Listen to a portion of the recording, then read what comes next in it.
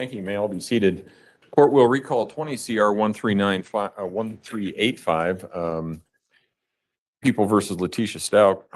I'm sorry, 1358, People versus Letecia Stauch. Record should reflect the jury has returned to the courtroom. Mr. Allen, call next witness, please. Thank you, Judge. Actually, our next exhibit is People's Exhibit 211, which defendants is stipulating to admissibility of 211. And then we were asking for permission to publish People's Exhibit 211 to the jury. For record purposes, this is body-worn camera audio of Deputy Parker that was collected on the evening of January 27, 2020, when he, along with Deputy Yunkin, who we heard from yesterday, responded to 6627 Mandan Drive in response to the missing child report that the defendant made. Defense, do you stipulate as to the foundational elements that have just been recited by the prosecution? Okay. All right. Exhibit 211 will be admitted. Thank you. Go ahead. Permission to publish, Your Honor. Yes, you may.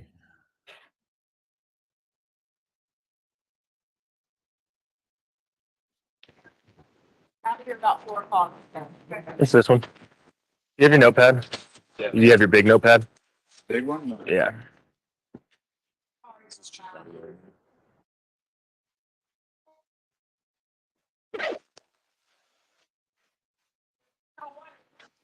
That big black box in the middle, that'll be where our juror or our witness cam,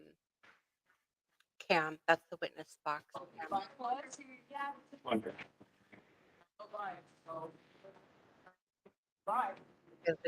Over here, look at her.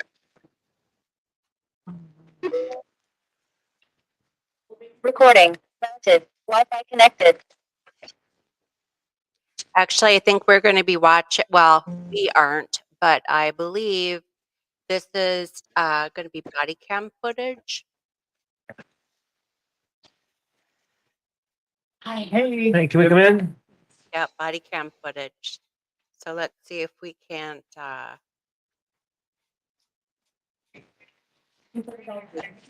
little bit bigger, so we're not turned his camera off, and the witness. Sorry, my shoes are a little muddy. You guys are busy tonight, huh? Yes, unfortunately. Sorry, we took us off. I mean, we go by priority, and Yeah. I mean, Well, the neighbors have been awesome, so Yeah. they helped out. and they could probably do more than we. Yeah, I mean, we that's what we got 2 bodies, so Exactly. That's what I was telling my husband anyway, because he was upset, and I was like, honestly, the neighbors have already pretty much done a lot of the work. yeah, there's a ton of them out there. So Yeah. We keep getting posts and pictures, and we did find someone did send us a video picture or something, and he was holding his Switch case. is what? Like his Switch, like a Nintendo Switch. Oh, okay. Yeah, not like a Switch. I was like, I don't know. So they've all been trying to be very like helpful and the whole situation, because so he was supposed to be here at 6 o'clock because we were going to eat dinner, Mhm. and he said he was off restriction today, She's off. so he was going to go play with his friend, and his dad already told him he could play with his friend, and he didn't come back at 6, so I looked outside and saw it was sleeting, so I said, well, maybe he's waiting on one of us to come get him, Mhm. So we drive to the neighbor's house, which I'm assuming he's at the neighbor's on the corner's house, and they're like, no, he's not here. So I was like, okay, maybe it's only one other person. So they kept leading us on all this chase of people who it could be, and Mhm. we covered a lot of houses, and at this point the neighbors all stepped in and kind of went to the houses ourselves, and because they told me to wait here, and she went to a bunch. Okay. But sorry, I've been like freaked out the whole time. To add to it, I'm almost positive he is with someone that he knows, Mhm. because he searched on his phone, can my parents find me if my iPhone is, or if my phone is off? Mhm. He also, and I'll let you look at this, sent my husband some crazy stuff that was like,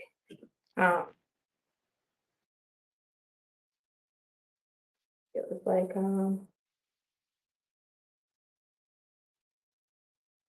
so he sent my husband a message that says, do we have any bath salt? And then my husband said, for a while, ask me. And then, because my husband didn't think, like what he was talking about. And it says, my friend said, if I get some, we could play. And he has a Sonic there this Mhm. weekend, because he's big into like Nintendo Sonic. Yeah, right. And then my husband said no. So then he said, can we play today if my tummy stops hurting? And so my husband said he'd call him. Then he said his brother has a car for a sleepover this Friday. So that's why we were trying to find some of the kids that we knew we didn't know other people. Brothers That had older siblings. So that's how the whole thing got started with this Jimmy kid. We feel bad, but we didn't start that. So everybody goes pounding on this Jimmy kid's house and looking for, people at Gatlin.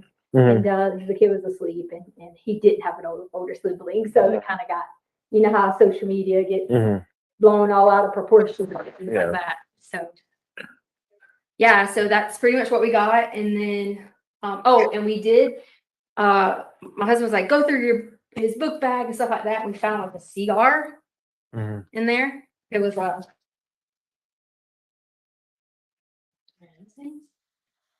guess a cigar. Is there any used marijuana that you know about? No, But he's never even been like this. Like he did start As coming to. brothers are hanging around and smoking pot. The Then thing is, he is at Grand Mountain, and they're mixed with he's 5th grade, 11 years old, and they also have the 6th, 7th, and 8th grade there now.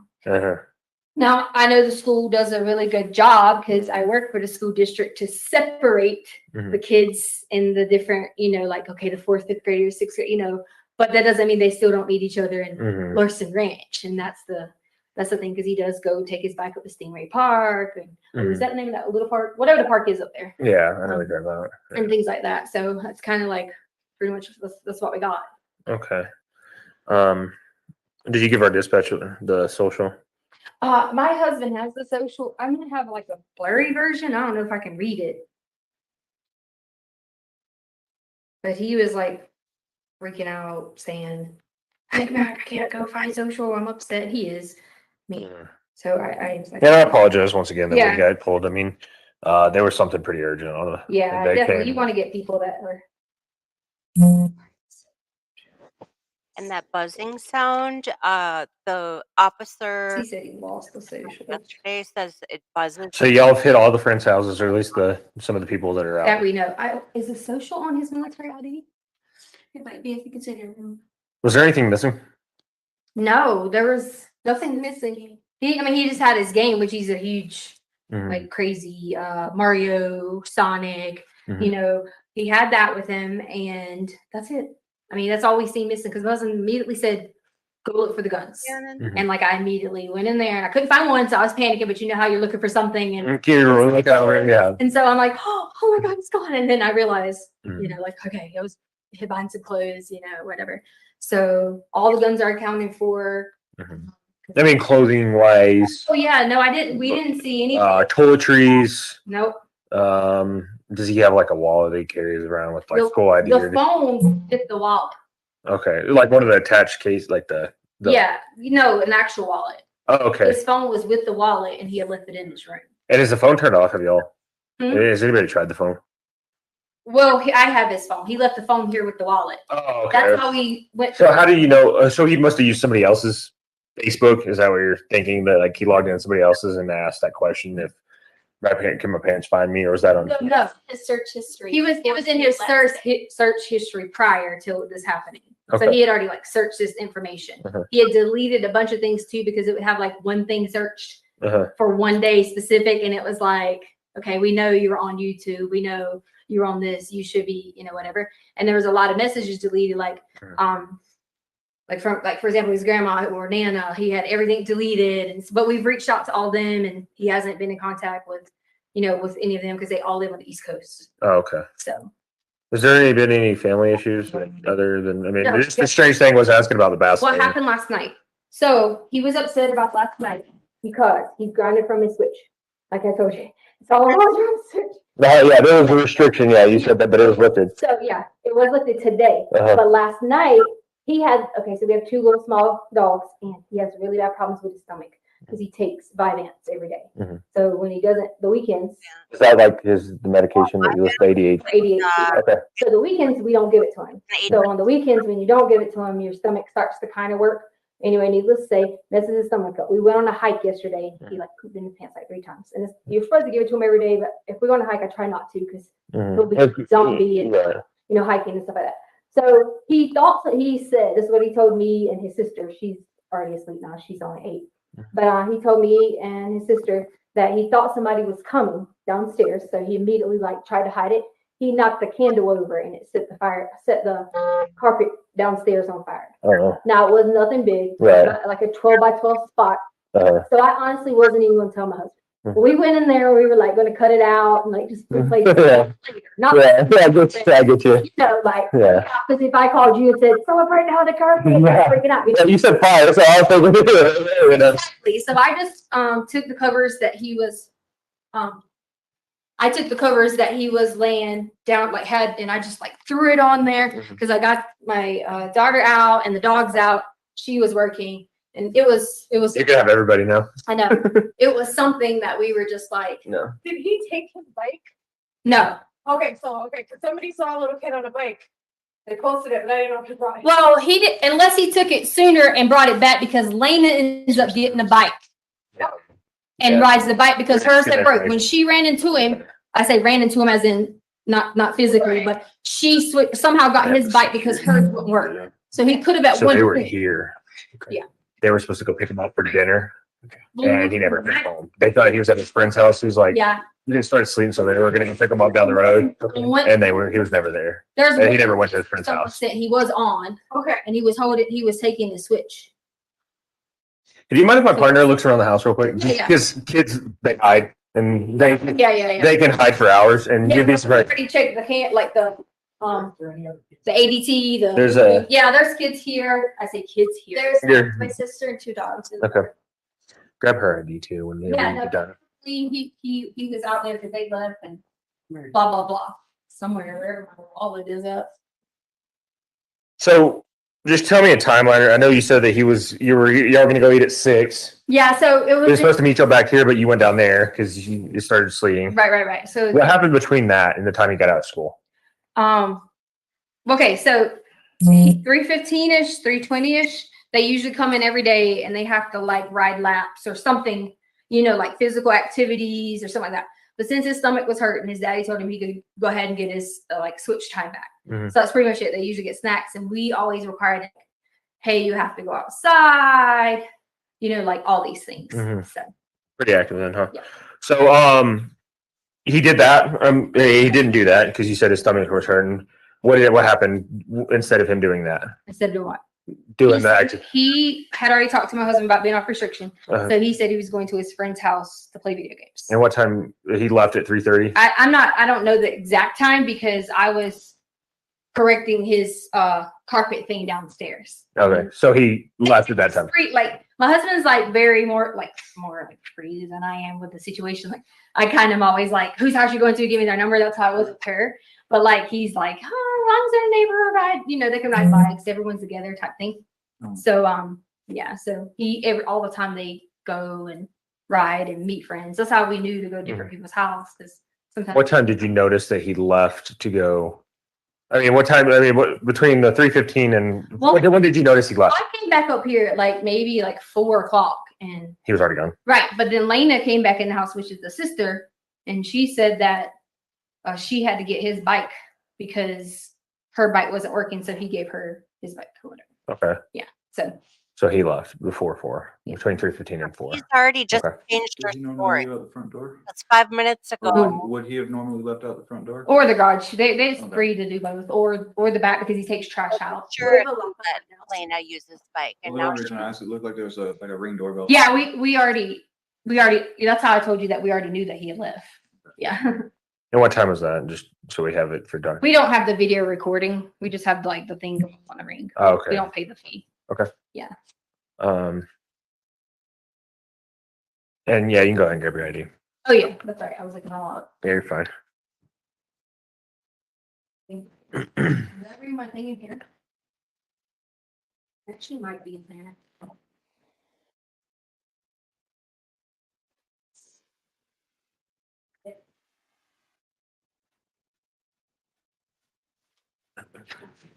Can you get her? Let me get my wallet. Cute.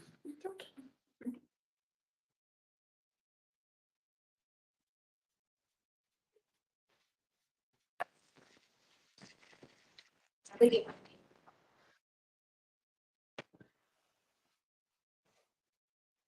My. You can just give him your name and date of birth. There. This is up to- That's better. That's better. Yes. No, I didn't grab that card.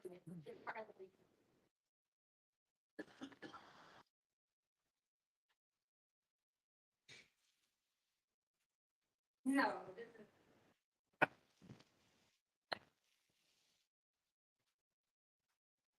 I can't believe she changed her story like right in the middle. Would he have left his phone? You know? Sorry? Would he normally left his phone here? Does he take it with him often anywhere? It kind of so depends on what we tell him. Mm. If they were to say like, oh yeah, you can take your phone, Mm-hmm. can't take it. Does he have service? He does. Is that his phone?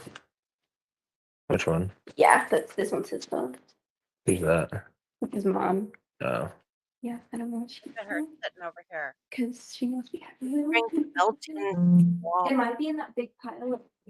She does this every day. If she's looking for ID, just go grab her name and date of birth. I think it might be, I'm just waiting on him, because it might be in the I city can hall. get your name and date of birth. Yeah. But it's okay, we can just get your name and date of birth. Oh, okay, good. Because I was like, it might be in the center console. Like, oh my God, what have I done? Right, so it's Tesha, TECIA. Stauch, TECIA. Stauch. And STAUCH. And 8483, Is it gonna be out of Colorado, like your driver's license, or is it another state? another state, What state is that? South Carolina. South Carolina. Yeah. That's the accent, huh? Yeah, that's the accent. Or eight. Yes, sir. 8483. Yeah, like August 4th, 1983. Interesting. And then a middle initial or name for out of states. Mystery solved. Just Is the other dog? Yeah, no, just no. What's your middle name? I mean, no, it is that way. Huh? Middle name? It's my maiden name. ARDIN.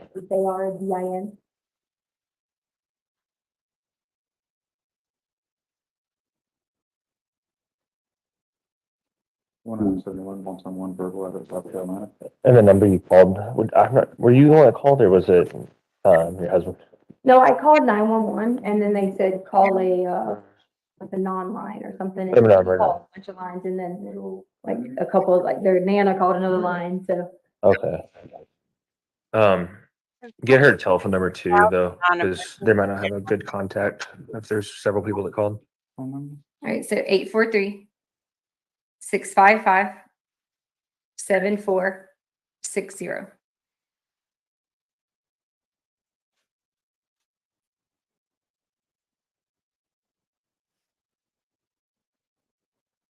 Do you have a picture of him on your phone?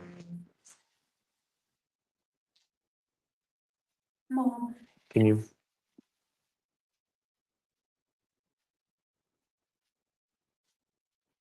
The ones we all have are like mostly him and his sister together. I mean, can you crop that out or is it? Yeah, if you want to, too. I mean, Yeah. yeah, on your phone, you can send it. So this and is the one that everyone has been sending, is this one. Do you want me to send it to who? Yeah, his phone.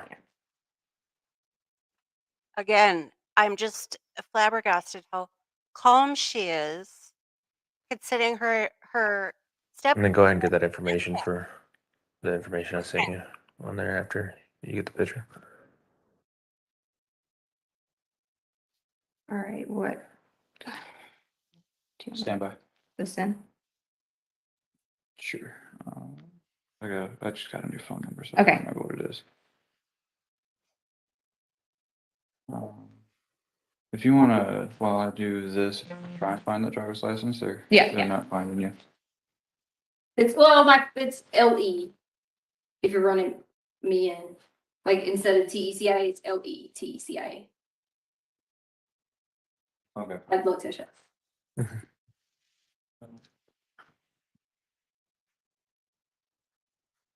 One out of 71. Where's our Jesus? Try Us?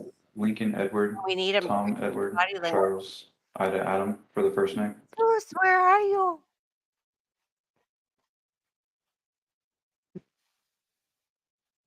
Has anybody's been saying anything on the Facebook post or whatever that people are talking about? Just that they're looking. Okay, nothing. I accidentally let it lock, I'm sorry.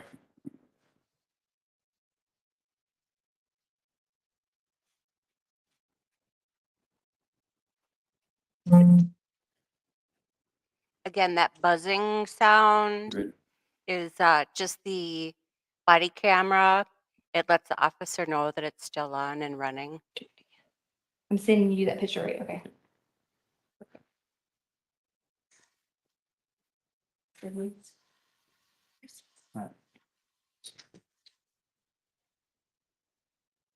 Just give him an OLN. Negative. I have a OLN for you. 719663. 719.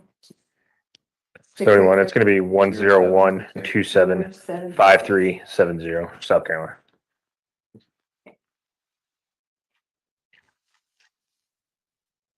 So y'all contacted all the friends that y'all know about at this point. Parents, any of them saying anything that you know about that they said they haven't seen him today as well? Nothing like that. Okay. Nothing other than him taking his Switch, his game thing. Nothing else missing. He didn't ride his bike. You just told her, right? Yeah. Okay. Nothing other than that. There are no suspicious circumstances. I mean, other than some weird text that I guess he was sending dad about bath salt. Mhm. Okay. He's got some other information, just some medical stuff that we would like to have. And he's already listed as runaway. So Okay. if he's riding around with a brother in car, he gets contacted. What are you doing out this late? What's your name? It comes up that he's a runaway. And so they'll give you a call. Copy. You want to get that stuff and then He You might not- wasn't in here with the speak, that stuff is down there, sir. Can I show him about the smoke stuff? I just didn't want him to step on the cutter, the box thing. I think I still had down there. Okay, because you weren't in here in the beginning, right? I didn't know if I had that box put in there, because I told him about, he got it in last night. Okay. And I thought I must have picked it up. I was just making sure. I didn't want you to be like, oh, there's the box cutters. But yeah, I had to cut this. And I told them I wasn't even gonna tell Dad. And I was gonna figure out a way to put this in there from the situation, but. at least you got a cart. Yeah, you got Right, I just took it and like covered up with the carpet and stuff like that, but. This is not a good big furniture around here. Carpet. Got it. There is let me look on this thing. He did have this one, like book thing. It's where you're supposed to be at down the road. They checked that already. They went over there and talked to him and they're like, no, we hadn't seen him at all. He did have this like And you talked to parents, right? You didn't talk to yeah, Connor's mom came over, who is a friend he hangs out with all the time. So they come over, the people here, the friends, they were just the ones that were the door with the bike. They came over, a bunch of people came over. Yeah, so Any he friends? did have like a little book that had names on it, but I don't know. I mean, I don't see it like anywhere specifically, because like his wallet, he's not like I teach fifth grade, and like, you got your like really, really mature boy, kind of boys, but then waiting, he forgets to like bring this or bring that or bring this or bring that. Still kid. Yeah. No, we actually lay out all the clothes all the time, like for, like every day at school, we lay out clothes, we do whatever. Is his jacket gone? He had he has several jackets. Like it depends on, I'm very like fashion. So like, it just depends on jackets. Like I'm you very. might have this black one with this, or there's a blue one with this. So you got a jacket. Yeah. Okay. Several jackets. Like, I mean, you see the kid has, like tons and tons of clothes, and he just, Okay. he has all that stuff. So.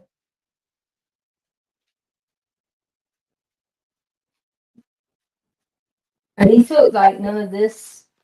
Like these are his favorites. All of these things. Okay. Yeah. All right. He's gonna grab some more questions and Okay. How long do you guys live here? Maybe like a year and something now. Yeah. And you have talked to all of his friends' parents in the I'm not the person that talks to things. I don't have numbers. I don't say yes. I don't say no. My husband tells me yes or no. So he has all the numbers. There could be some friends that you don't. Right. Cause I don't know the people like that. And a lot of the time that I was here, I still had a job on the East Coast. So I had to fly back and forth a lot. So I didn't really meet a lot of people, like my husband did. Mhm. And he's like, always want to be the one to talk to everybody about it instead of. Well, how about your husband? He's gonna talk to these people?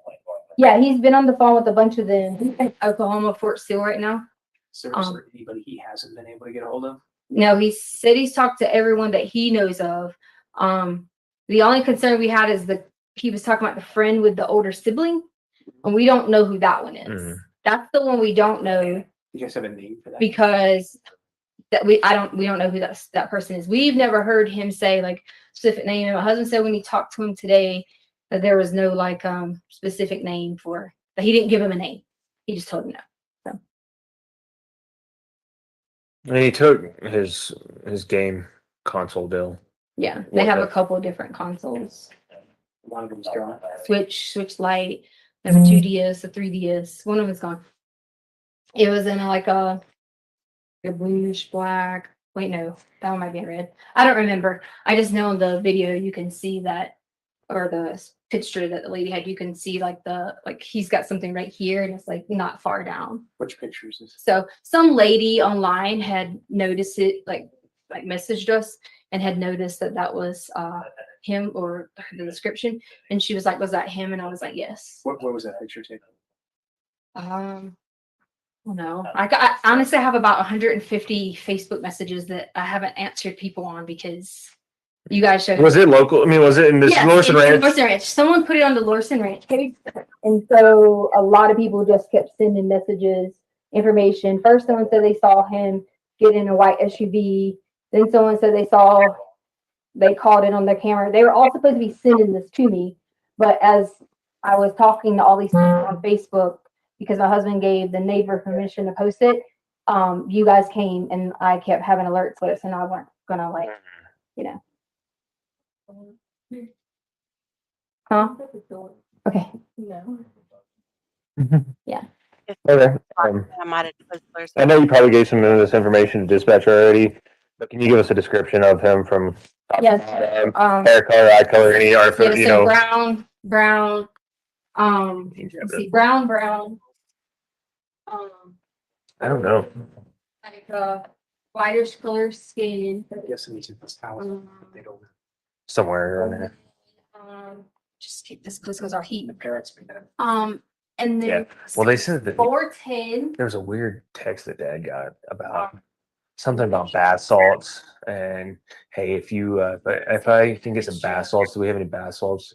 And my friend will let me play Sonic or something at their house. He sent that to me. Yeah. I got it. And then mom goes through everything, finds this is Parker. Yes, sir. I'm not bad, yeah. Yes. Yes. No, we're still getting the runaway report right now. Harley, did you get it? Who was it?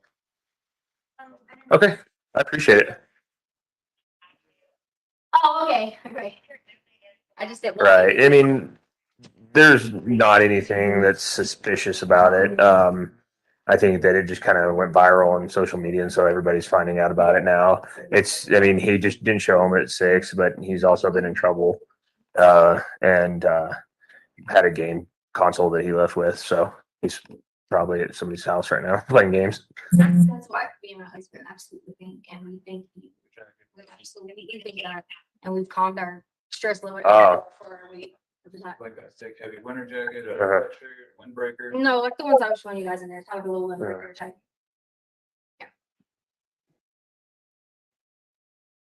Okay, good to know. Anything to. Okay, perfect. Yeah, I'm mid, so I'll be on it. No, they asked me about tattoos and earrings and all that. Like So, I'm gonna end up. Okay, asking perfect. A lot of the same questions that dispatch asked. Oh yeah, Great. yeah. If you hear anything from the school, let us know, please. All right. Oh, bye. There's Don Roy Cat. Yeah, we already talked to a bunch of people at school. Yeah, he's the head of security, so he. Game or something tonight, so that was like one of the things we were thinking. If I guess they went to like the basketball game or something. He said there was, yeah, he said there was parts from that on, so. Smith, Yeah. What? it was the off duty. No, Okay. he said somebody in the neighborhood or something. Give it that list you go to. If you guys want to call my husband. Yeah, we can do that. We can do that. We'll follow up because we might have a little bit more information, yeah, than. A lot of the, Okay. he does all that. How long's he been over there stationed He's at not stationed here, and he's just training? at my career course. Okay. So they go to a dentist, I think it's like Fountain Dentist maybe. All right, we can get on that. On base, We'll give him a call. What's this now? Al, A-L, Stauch, S-T-A-U-C-H, Phone number? 843-478-6714. Yes. Are we back on 3? I'm on 3. And they call it code. We'll give him a call, try to Okay. get some more information. Yeah, I mean, as far as like the medical, dental, like, he'll know like all that stuff because he takes them on base. Cool. All right, well, we'll go give him a call in the car real quick and see if we can get any information that we don't already have. If not, we'll come back and, or we'll give you a case number for Okay. the runaway and everything. Okay. All right. Thanks. Down here, no. I didn't see him. Okay. We have gas, you know.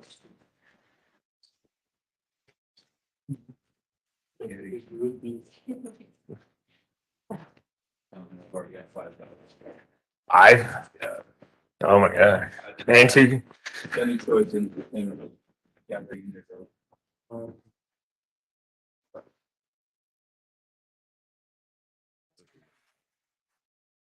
Right.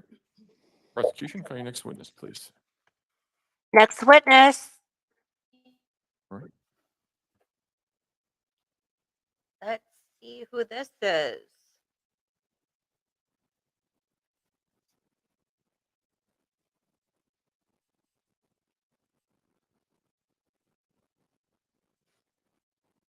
Prosecution Sir, if stalling. you would step forward and raise your right hand, please, sir.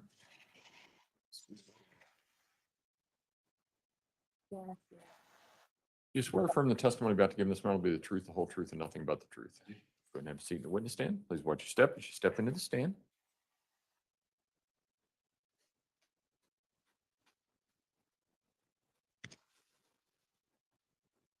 Good afternoon, sir. Hi, How are you doing? good. How are you? Good. Will you please state your name for the record? Yeah, it's Christopher Ganstein, Ganstine. And while it may be apparent, how are you employed? I'm employed with the El Paso County Sheriff's Office. And what is your role at the sheriff's office? My current role is I'm a patrol supervisor. Sergeant? Yes, And in January of 2020, what was your role then? I held the rank of detective sergeant and I was assigned to the Colorado Springs Metro Vice and Narcotics Unit. And in terms of your role specifically as it relates to that case, this case here, what were you tasked with doing with the Metro VNI unit? One of our many tasks that we do is we do covert surveillance, and we were asked to start a surveillance operation on the defendant. And Good. as part of that surveillance on January 30th of 2020, where was your team located? We had started early in the morning at, I believe it was the 10,000 block of Intrepid Way, which was in the Lorson Ranch neighborhood. And were you able to make visual contact with the person that you know to be Letecia Stauch? I was. Okay. And do you see that same person here today in court? I do. This is gonna be interesting. Can you identify her by where she's seated in the courtroom? She stood next to an attorney wearing a blue suit, and she's wearing a purplish top. Your Honor, may the record reflect that the sergeant has identified the defendant. The record will so reflect. Go ahead. Oh, I'm so curious as to what he. Can you walk us through what you observed on January 30th with that surveillance? Yeah, so we were told from the night before that the defendant and her daughter were more than likely staying at that address. When I got there, the vehicle that was in question that she was seen in the day before I believe a white Jetta was in the driveway. And so I had actually, since I got there first, I had set up shortly down the street with a clear view of the door and the vehicle. And I can't recall the exact time. I know we were there for a little bit that they'd come out, but I observed the defendant and Harley, her daughter, walk out of the house and get in the vehicle. Harley got into the driver's seat and the defendant got into the rear right passenger seat. And as at that point, after viewing the defendant get into the passenger seat, did the Metro VNI team continue to conduct surveillance? And we started what we refer to as rolling surveillance. We're all in covert vehicles. And so we started from there and we just were tasked with following her and seeing what she was doing. And as you continue to follow her, any sort of observation that you made about movements or type of movements? Yeah, it was weird because there was only two people in the car. She was sitting in the back seat. And for most of the time that they were driving, she would either be completely slouched down so you couldn't actually see her in the back seat, or her head would just be up far enough to where you could kind of see her looking out the window. But she wasn't sitting like a normal person would sit, and she wasn't sitting in the front seat either. And based on your training experience and what you've done, especially with the Metro VNI unit, how would you describe that type of behavior? That behavior is common when we're following fugitives or following people that are, I don't want to call it surveillance conscious. I guess the term would be people that feel that they may be subject to law enforcement surveillance and are trying to hide themselves from that. Avoid detection? Avoid detection would be a good term. At that point, is there a particular area, You need to and if you avoid could explain why a particular area was chosen in town to make contact with the defendant? We had followed her for about an hour-ish, going to various places. Eventually, she ended up at a parking lot at the intersection of Woodman and Academy. It was the Marshall's clothing store.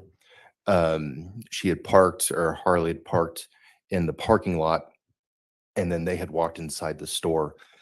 Shortly after they had walked inside the store, I was notified by Sheriff's Office investigations that they had obtained a warrant for the vehicle that they were driving, and that they'd also obtained an additional warrant for a cell phone that was either in the possession of Harley or her, that they had both been using.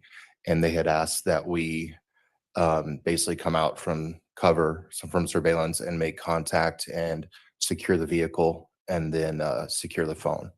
Do you have a rough approximation of about what time that would have been that you were given essentially the green light to move forward? I believe it was the early afternoon. And did you create a report in conjunction with your work on this case? I did. And would reviewing that report refresh your recollection as to the time? It would. Your Honor, permission to approach? You may.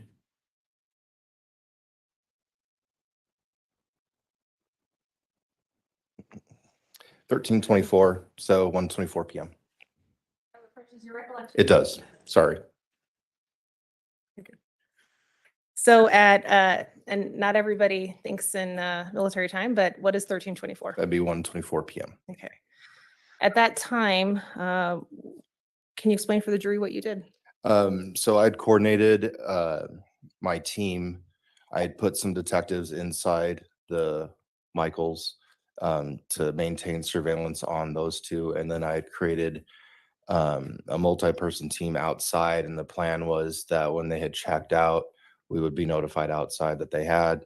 Once they had walked outside, we were going to have two units that have emergency lights just pull up. And we were going to do what we refer to as like a soft contact, just, hey, it's the police. We got to get your phone and we got to do this because we got a warrant. And that was the plan, that they'd come out and do that. Our main concern was obviously the phone and destruction of evidence, or being able to get back in the car and flee. So in relation to the type of approach you use and decided to use, was that important? I'm sorry, I couldn't overhear with the cough. In terms of the type of approach that you wanted to use, a No. soft approach, that was important for the purposes of evidence. Yes. Last week from the Okay. Scottsdale trial. Can you describe for the jury what you were wearing, how you looked that day? Yeah, so I was undercover, so I was wearing street clothes. However, we have what we refer to as raid vest or bus vest. So it's similar to this, except what I was wearing is all black. All of my stuff that I would normally have on a belt, kind of like what this is all on my vest, including my firearm. The main difference, it's black. The word sheriff is across the entire chest. It's bigger than what this is. And then I didn't have a cloth badge at that time. That one actually had my physical real metal badge on my thing. And then it was in January, so I would have been wearing jeans and a hoodie under it. So dressed in all of those things that you're wearing on January 30th, what occurred when you went to approach the defendant? So it didn't go as planned because Harley had stayed inside and then the defendant had come out. Specifically, when the defendant came out, she was holding the keys to the car. And so that's a concern. We can't let her get into the vehicle. Where her vehicle was, I was parked directly next to her vehicle, in between her vehicle and the store. So I radioed to everybody that we would stick with Harley inside and that I was going to get out and just contact the defendant myself and just let her know what was going on, that we had a warrant for the car and that I couldn't let her in and I need to get the keys. So I had gotten out of my car that time, and as she walked up to me, I'd approached her. Actually, I didn't really approach her. She had gotten there about the same time, right in between the two cars. While that approach is happening, can you describe the defendant's demeanor? She was surprised. So she kind of froze, and I said, "My name is Sergeant Canstein with the Sheriff's Office. We have a search warrant for the vehicle. I can't let you into it. I'm going to need the keys." And basically, it was, like I said, it was a soft approach, just like I'm talking now. She didn't acknowledge me. She didn't say anything. Where she was, she had maneuvered kind of closer to her driver's door, and then just started slowly walking backwards. Were there any observations that you noticed about her gaze or where she was looking, anything like that? So the two biggest things I noticed is she was just stuttering, like one word, like key, warrant, like just repeating what I was saying. And then she kept walking further back, and I told her, I said, "Relax, you're not in trouble. I just need the keys to the car. I can't let you into it." She continued to walk back, and then I noticed she started to turn her head behind her, because when that was going on, so there's my vehicle, her vehicle, and I'm here, she's here, so she can't go past me. She can't go left or right. So all she can do is basically turn around. And so I noticed that she was periodically turning around as she continued to walk backwards. As she walked backwards, what did she do after that? She turned and ran in a full sprint away from me. She had the keys in her hand. I was like, okay. Got on the radio and I was like, she's running. Like, I don't know what's going on. Why? And I started run? running after. As would she think was if running you away got a from me, police, she why had would taken the you run? keys to the You're car You're trying to and find your threw them across the parking lot. It took us a little bit of time to find him, but she had thrown him across the parking lot, and so she threw him one way and then kept running the other way from where she threw the keys. Ultimately, after running after her, were you able to make contact? Yes, to the two vehicles that had the lights that we were going to have come in, they rolled in. They got out. One drew his firearm and gave her commands, and she had stopped and got on the ground at that time. And then I didn't know what was going on, so I went up and handcuffed her at that time and detained her until we could find out what was going on and what had happened. And then she was given to two other people that had taken her back to a car. Okay. But to be clear, at that time, she was not being arrested, correct? No. While you were present on scene with other law enforcement members, where was Harley Hunt? She was, when that happened, She was walking out of the Michaels pretty like within a minute of that happening and then me detaining the defendant. Okay.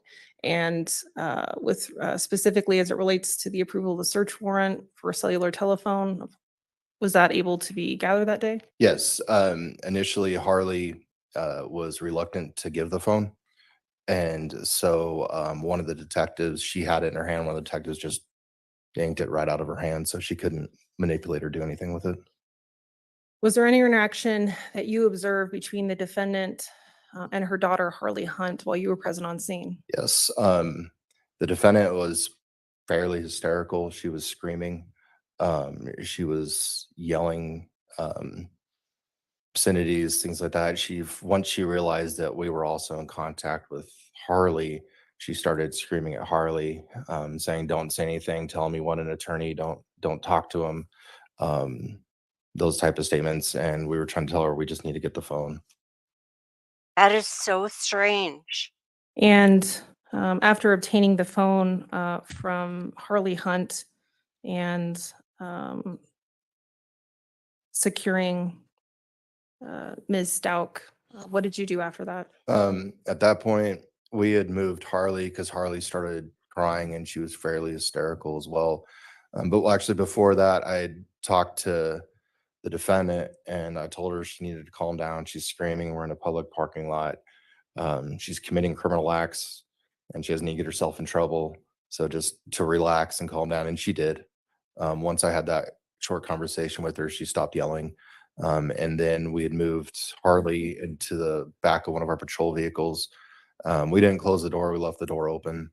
And I just had a quick conversation with Harley to calm her down because she was crying and she was fairly hysterical. Okay. And were you able to calm her down?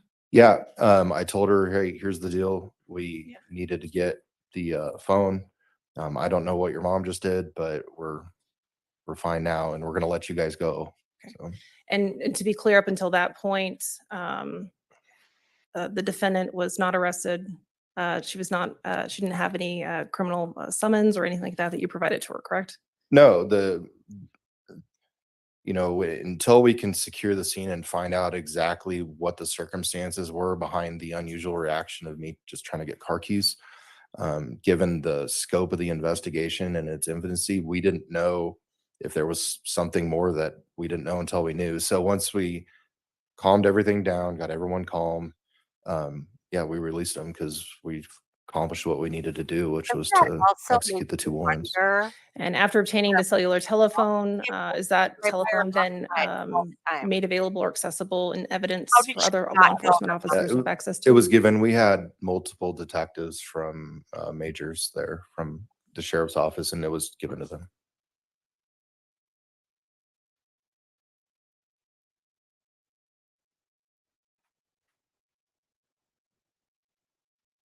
You talked a bit about your training experience and different things that you've observed over your career as a law enforcement officer. As it relates to this specific interaction with a defendant, would you describe whether or not she was suffering a mental crisis, mental disease or defect at that time? So to get in, I've been a deputy for 19 years. I've had a lot of interactions, arrested a lot of people. And in terms of surveillance and a lot of that, when people are surprised by law enforcement, we've heard the term fight or flight. So people have to make 2 decisions when police tell them to do something. Number 1, am I going to do it? And if their answer is yes, we're done. If their answer is no, the second decision they need to make is, well, what am I going to do? Am I going to run or am I going to fight? And so those decisions have to be made. And in this particular interaction, based on the totality of hiding in the vehicle, taking steps to be covert, those are overt acts. Those aren't, subversive acts. And between that and then what we refer to as target glancing, which means when a person wants to run from us, or let's say they have a gun on them or whatever, a lot of times they'll actually look to see, they'll forecast where they're going to run. Because they'll be looking around, they're trying to find what their avenue of escape, and that's what they're going to do. Same thing if they have like a weapon on them, a lot of times they'll be touching it, or if they have a knife, we actually train that we see these things, and I've experienced those things through my 19-year career.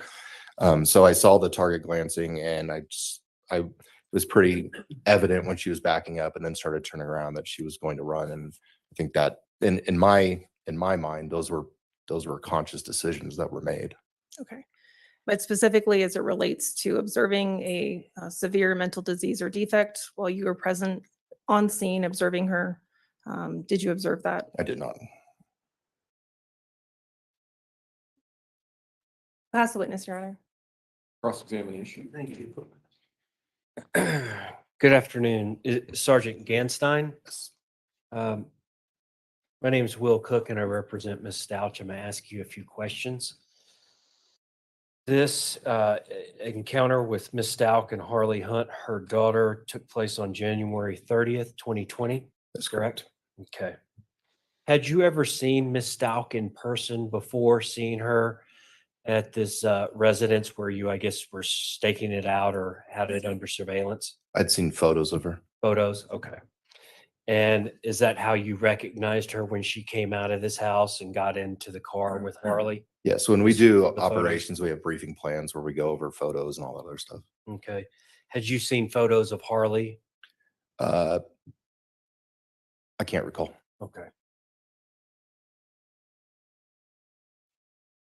And you've testified that it seemed like she was acting suspiciously, ducking down in the back seat of the car, seemed like she was avoiding detection. She wasn't in the vehicle consistent with the more normal motoring public driving around. Yes. Okay. But you said it seemed like she was avoiding detection or specifically contacts with law enforcement. That was my impression. Yes. Okay. So the person driving her around while she's doing this is also helping her to avoid detection or contact with law enforcement. I can't speak to her intentions. I can only speak to my observations. My observations of her and her driving was not consistent with somebody that's actively trying to evade surveillance.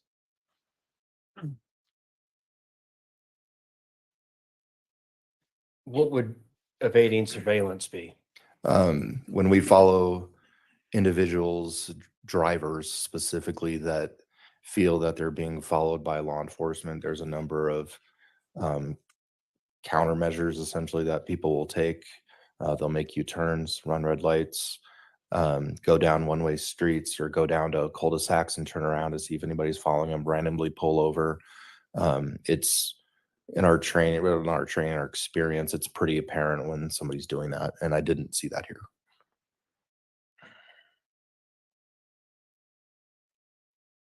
And that's what drivers will do to avoid contact or be followed.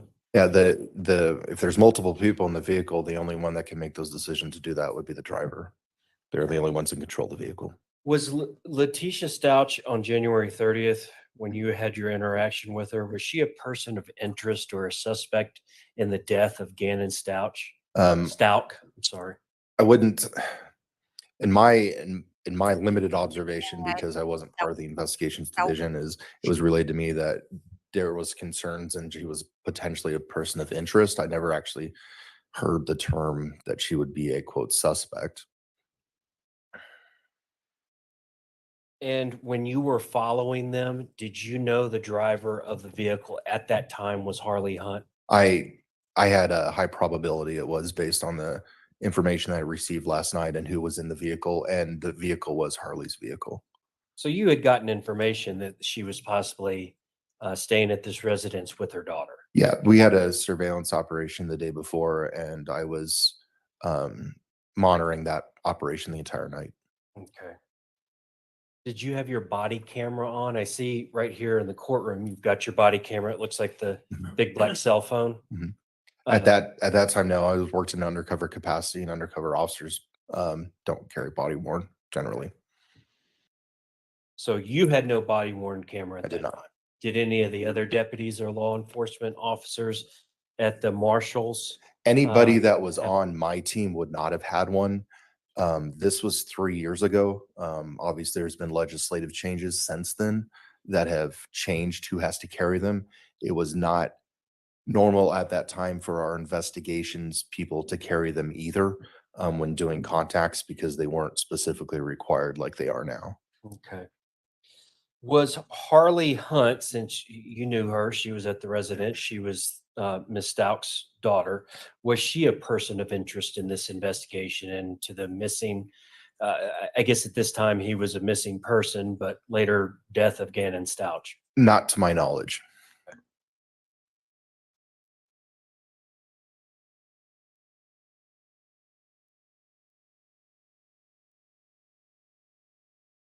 And have you ever been qualified as an expert diagnosing any of the diseases, mental health diseases from the DSM-4 or 5? I've not been qualified as an expert in that, no. Okay. And you've never gone to school for or gotten any sort of degrees in psychology or psychiatry or anything? You've never been called as an expert witness to testify as to that? I've never been called as an expert witness, no. Okay. Just a second, Your Honor. All I have. Thank you, Thank Sergeant. you. Redirect.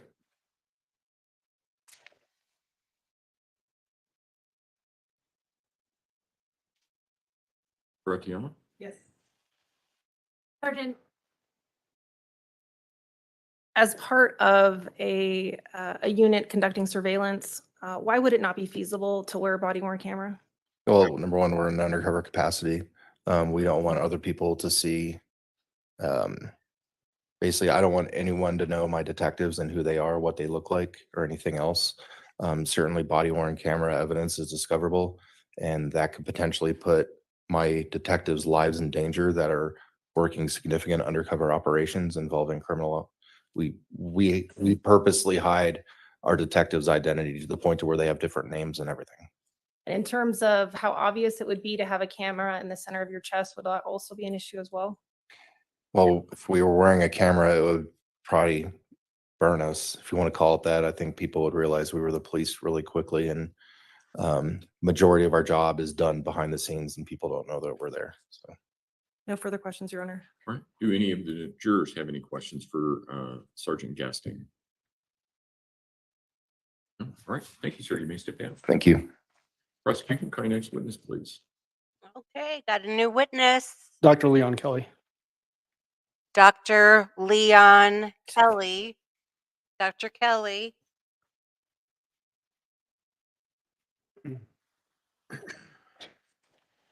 Dr. Kelly, if you would step forward and raise your right hand, please, sir. You swear affirm the testimony about to give in this man will be the truth, the whole truth, and nothing but the truth. Have a seat in the witness stand. Please watch your step as you step to the stand. It was mentioned earlier in the body cam footage that Good afternoon, Dr. Kelly. How are you doing? on Good afternoon. Will medication. you please introduce yourself to our jury and then spell your name for the record? I'm Dr. Leon Kelly, Leonkelly. Dr. Kelly, what is your occupation? I am the El Paso County Coroner and Chief Medical Examiner. How long have you been in that type of a Yeah. role? I've been with the coroner's office since 2008 as the deputy chief until 2018, which I was elected as the coroner and chief medical examiner. And then I was reelected in 2022. Can you tell the jury about your education that allows you to do that job? I have a bachelor's of science in biology from Indiana University. I have a medical degree from Indiana University School of Medicine. Following that, I completed 4 years in training in anatomic and clinical pathology at Penrose St. Francis here in Colorado Springs. And then following that, I completed a 1-year fellowship in forensic pathology at the University of Texas in Dallas. So I'm board certified in anatomic pathology, clinical pathology, and forensic pathology. And I'm a fully licensed physician in Colorado. Do you also have certifications? I do. Can you tell the jury about that, please? Board certified in anatomic, clinical, and forensic pathology. Any professional memberships? Yes, I'm a member of the National Association of Medical Examiners, the College of American Pathologists, and the American Society of Clinical Pathology. What about publications? Have you published any journals or anything like that as it relates to pathology or any of your job duties? We've published papers, posters as well on various types of deaths in forensic setting. Have you ever testified as a court qualified expert witness? I have. In what areas? Forensic pathology, strangulation, many forensic sciences. What courts have you testified as an expert in? Multiple courts in Colorado, including El Paso County, as well as courts in South Dakota, California, Ohio, Texas. Okay. At this time, I would move to have Dr. Kelly qualified as an expert in forensic pathology. Vince? No objection, Your Honor. The witness will be so qualified. And just so we're all on the same page, Doctor, when we say the word pathology, what do we mean on that? Pathology is a field of medicine defined essentially as the study of disease or injury. And then what about forensic pathology? Forensic pathology is a subset of pathology that deals specifically with deaths that occur in individuals suddenly, unexpectedly, or of anything non-natural. And so it's a field focused specifically on determining cause and manner of death in individuals who've died under those suspicious or injurious circumstances. Doctor, back in January of 2020, what was your role then as far as, I guess just what was your role back then? January 2020, I was the coroner and chief medical examiner for El Paso County. Did you get involved in the criminal investigation of the Gannon Stauch murder? I did. Can you tell the jury how that happened? How you got involved in that? There were human remains discovered in Florida. There was a tentative identification as to who that individual was, but not a positive scientific identification. To date, when I became involved, they weren't yet able to definitively identify the individual as Gannon Stauch.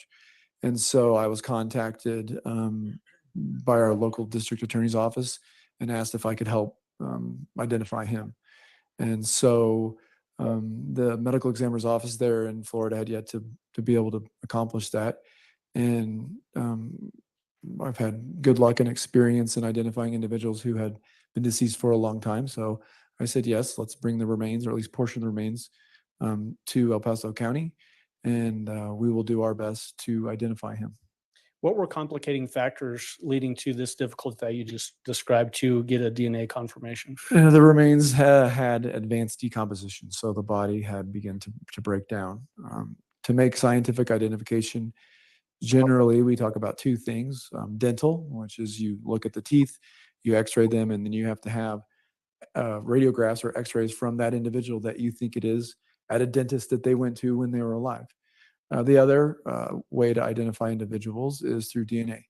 As the body breaks down, the cells that have the DNA, the material that we need to identify, begins to dissolve. And it becomes very difficult to use traditional DNA techniques to get enough of that material that's still intact to identify them. And so living in the mountains, in a place where people often go missing or not found for sometimes many years, we've grown skilled in being able to identify individuals who have that degree of decomposition or skeletonization.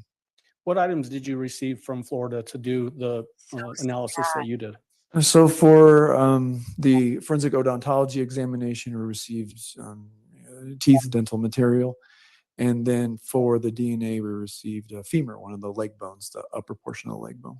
Tell the jury what you did to potentially find a sample that would be suitable for developing a DNA profile. And so for the DNA, what we did was essentially take the femur, which is sort of the large ball that lives up in the hip. It's relatively protected. It'd be one of the last things that could be exposed to the environment. And that femoral head, the ball part that goes into the socket that's the hip, contains a large amount of bone and blood at its center, essentially bone marrow. And so we saw it in half, separating the two parts of the ball. And inside there is large amounts, I said, of we call trabecular bone that contains the bone marrow that replenishes the white blood cells in the body. And so we sawed it in half, which revealed the inner marrow and a fresher state of cells, and then essentially release that to the DNA lab, who then could scoop out that marrow and then look for DNA. And when you say you submit that to the DNA lab, is that the Metro Crime Lab? It is. Did you ever learn whether they were able to develop a DNA profile from that sample you submitted? I was told that they did.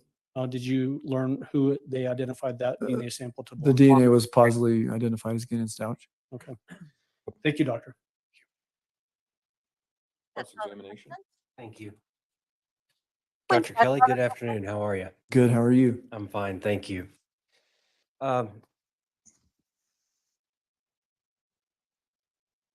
When you do autopsies, you've done hundreds of them, if not thousands of them over your career, correct? Correct. Okay.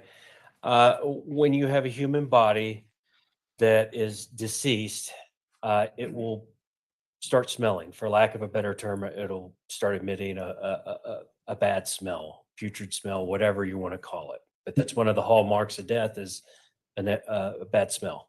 Yeah, as the body breaks down, the bacteria that live in our body begin to consume the body. One of the byproducts of their metabolism is gas that smells poorly. So once decomposition begins, yes, human remains, as do all organic remains, including other animals, begins to smell quite poorly.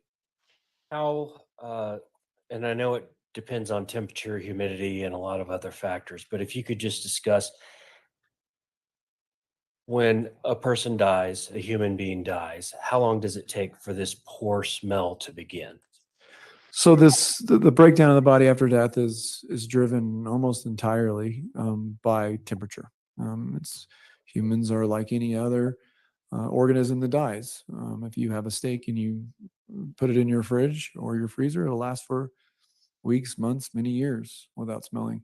You leave that same steak out on a hot day in the front of your house in the sun, and it'll start stinking within a couple hours. Humans are no different. And so given normal temperatures, let's say 70 degrees inside a home, usually decomposition begins between about 24 and 48 hours. Usually by about 3 to 5 days, the body is sort of well into a decomposition and the smell is quite obvious and strong. However, given a very hot environment, 90 degrees, 100 degrees, bodies can begin decomposing within just a few hours.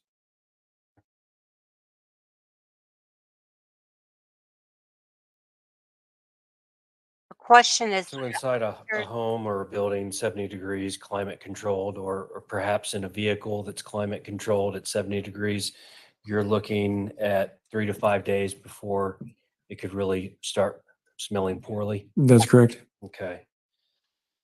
And when you say start smelling poorly, somebody else in a closed vehicle or in a home, or at the they house, would be able to smell it. It would be very apparent. It would, yes. Okay. Would it be overpowering? You're probably talking to the wrong guy for that. It's kind of my everyday. You have a high tolerance for poor smells? Be careful what you get good at. Yes, I do. But yes, generally someone who's not used to dealing with that smell every day, it's tough. It's tough to deal with. It's essentially overpowering. Yes. Okay. So a normal human being, it would be overpowering. That's correct. All right. I think that's all I have, doctor. Thank you. Redirect. Thank you, Doctor, your ability to withstand these odors notwithstanding, if a person the only question. freezes the body, will that delay when that smell becomes heavier? It will. Yes, freezing a body will essentially stop decomposition as it does with all meat. And then once removed, it will take sometimes several days for bodies that we have that are frozen out in the environment during the winter to thaw to the point where you can even autopsy them, sometimes 2 to 3 days. So yeah, a frozen body or a body kept at cool temperatures essentially can last indefinitely before those smells appear. And I'm going to ask you some probably very obvious questions here, but just bear with me. Gannon was reported missing in late January of 2020, winter months. If the body had been left outside in those conditions, would that be ripe for freezing that body? It would. If it was left overnight, would that be ripe for freezing that body? It would. And then if the body is kept in an enclosed container, like a suitcase with blankets in it, would that also potentially limit how quickly that odor escapes from that item? It would. First, it would insulate the body, allow it to stay cooler longer. And then also any closed environment helps prevent that smell from emanating out, from flies getting to it, which aids in decomposition. So yeah, it would reduce the smell dramatically. When your office responds out to crime scenes to retrieve a dead body from a crime scene, do you wrap them in, or do your folks wrap them in a body bag? They do. Is that to contain fluids and those sorts of things, and even potentially smell? Evidence, fluid, smells, yes. Okay.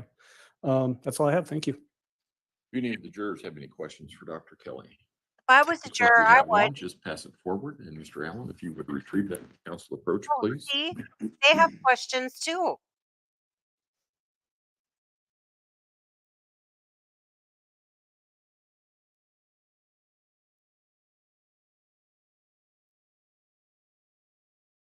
Smart jury. I like them already.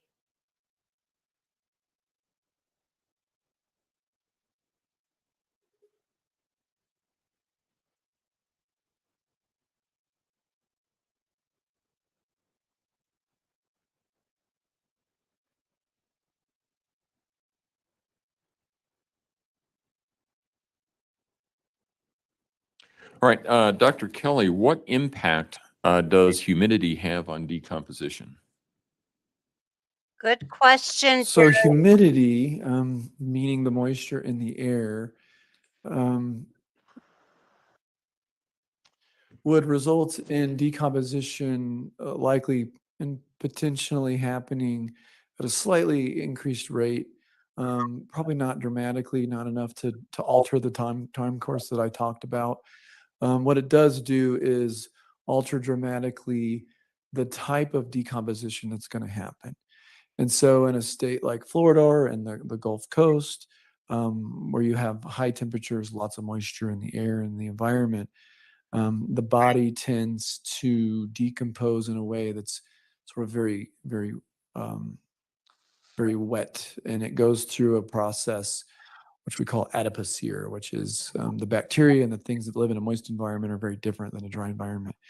And so those bodies do tend to smell even worse, if you can imagine, than other conditions. Here in the West, where we live, bodies go through a different state. They start out juicy and wet initially because there's fluid in the body, but then it relatively quickly turns towards a mummification, which is a drying out, a leathering of the body, which does tend to keep the smell down quite a bit. The first few weeks of the decomposition, there's not going to be a measurable difference. It's really after that point where they'll go these two different directions.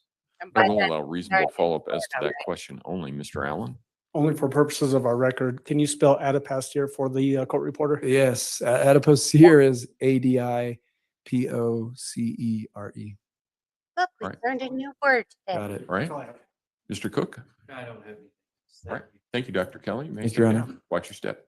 Expand your cranium. Prosecution, call your next witness, please. Okay, who's next?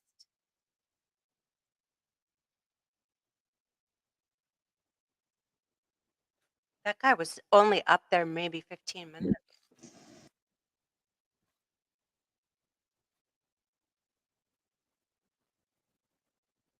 Ms. Williams, if you would step forward and raise your right hand, please, ma'am. Ms. Williams? We have a first name. You swear affirm the testimony about to give in this matter will be the truth, the whole truth, and nothing but the truth. I do. Go ahead and have a seat in the witness stand. Please watch your step as you step into the stand. Don't fall down on Good Friday. Good afternoon, Graziano? Ms. Williams. Sorry, Your Honor. That's all right. Would you state your name for the record? Yes, my name is Marissa Williams.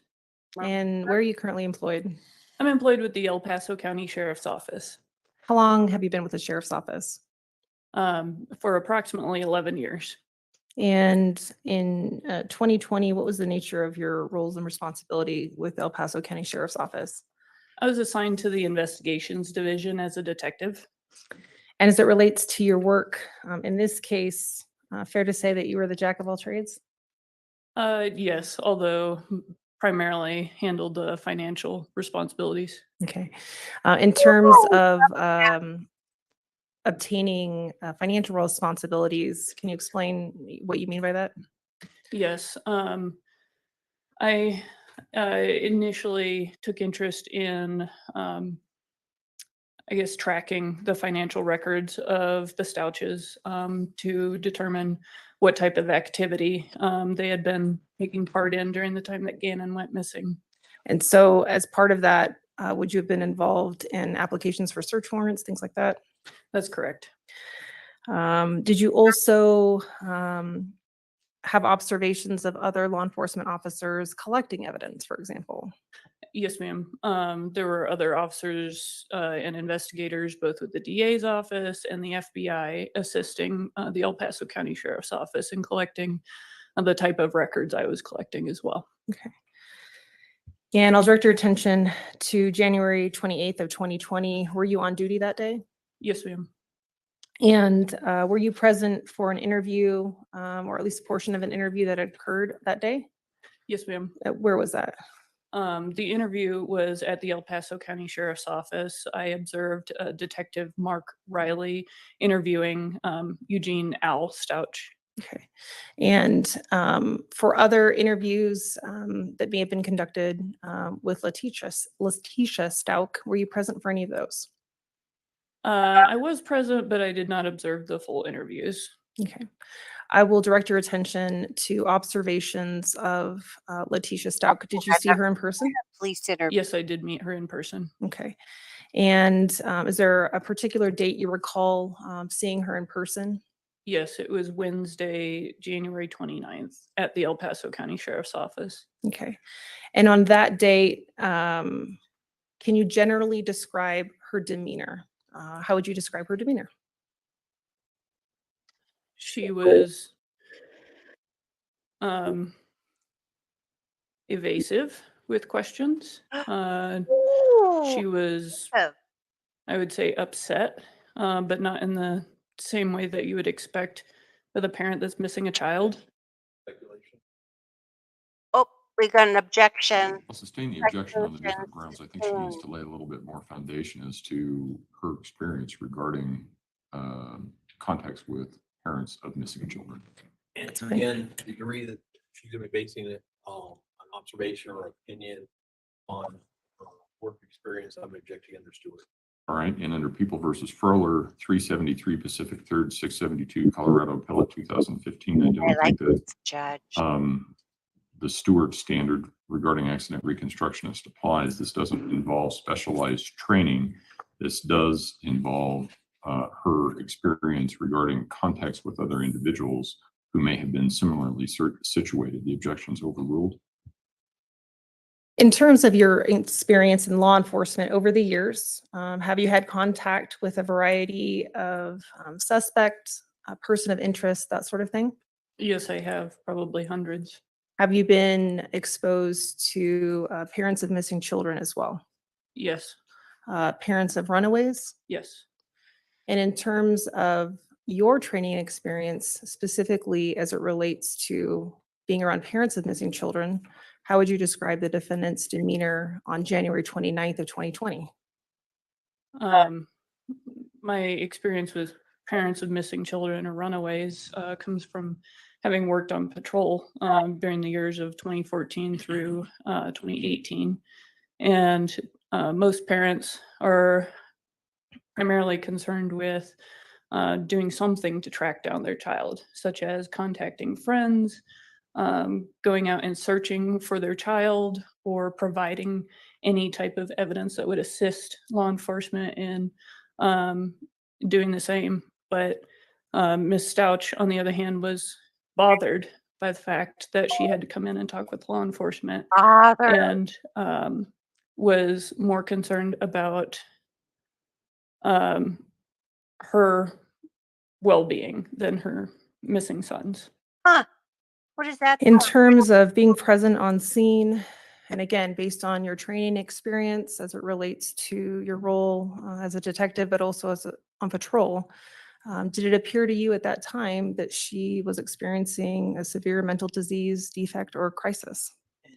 I'm gonna object to this testimony in general as to these officers laying an opinion that they lack the proper foundation with this. I'm like specifically. Defense attorney is objecting, Colorado Supreme saying Court, they lack 521 the C2D level of 1257, expertise. Colorado Supreme Court 1974. Right. Ms. Gratiano? Your Honor, for the reasons that we've had prior law enforcement officers explain their training experience and their observations while on patrol or other investigations, she's laid sufficient foundation to testify to that answer. And Your Right. Honor, the dean specifically deals with law enforcement officers that says that the limited interaction they've had is not sufficient for any opinion regarding them. All right. Any further record? All right, ladies and gentlemen, here's what's going on. This officer cannot testify about whether or not someone has a mental disease or defect in the form or in the same fashion that a psychiatrist would be able to testify as to whether or not somebody has a mental disease or defect. However, I do think that this officer can testify based upon her contacts with a defendant as to how she interpreted the defendant's mental status. I think that's a common issue that we all deal with. Some people are, when we talk with somebody, we all understand that someone may be under some stress, someone may be acting differently, those sorts of things. I think that this officer can testify about that. However, this officer cannot testify about whether or not she has a specific mental defect or disease, and it will go to weight, not admissibility. Ms. Gratian. In terms of understanding conversations that were occurring that day, how would you describe how the defendant answered questions? I think she answered questions competently. She understood the questions that were being asked. There was no indication that she did not understand the questions or failed to understand language that was being spoken. At any point, did she refer to herself or address anyone by a different name, referring to herself? Not that I recall. And in terms of her overall awareness of the situation, how would you describe that on January 29th of 2020? How would you describe her demeanor? I'm Awareness, not awareness really as, sure how to answer. yeah, awareness as to where she was, what was being done, what she was being asked, etc. I think she fully understood the gravity of the situation because the El Paso County Sheriff's Office had asked her many times to come in for an interview and to assist in providing some evidence about the location of her stepson's whereabouts. In terms of other documents that you assisted in retrieving from other law enforcement members, were you part of retrieving rental agreement from Avis Rental? Does that sound familiar to you? Yes, ma'am, it does. Okay, and who did you assist in that process, if you did? No, I was the one who collected the Avis budget rental records in March, on March 20th, I believe. Your Honor, permission to approach the witness with what has been marked as People's Exhibit 232. You may go ahead.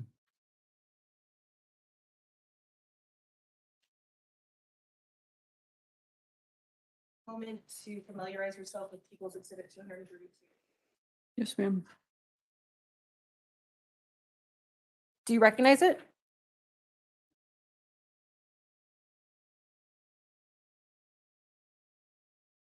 Yes, ma'am.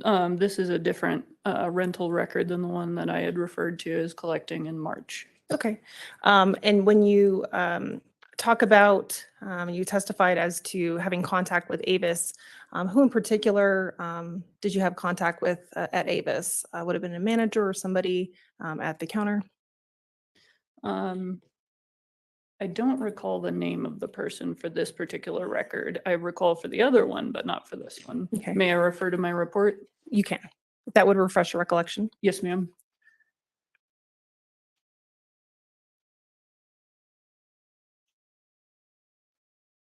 And in terms of a specific name, I'm not asking you for a specific name, but just what representative from Avis you had contact with. Sure.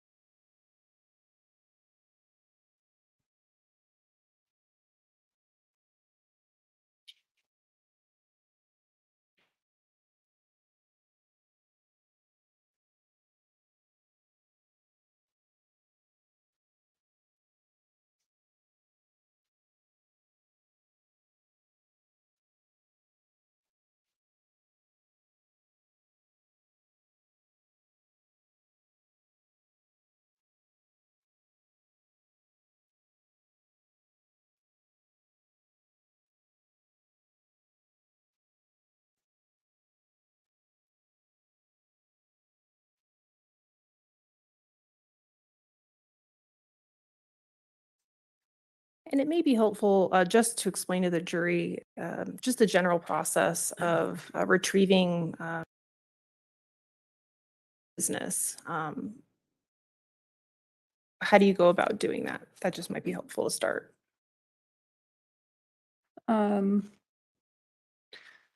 So yes, the process for collecting evidence from rental car business such as Avis is that I issue a court order or a search warrant addressed to the company in the first place, and then have a judge review the probable cause in the affidavit. And once the judge has signed off on it, I serve it either in person or via some electronic delivery method that's preferred by the company.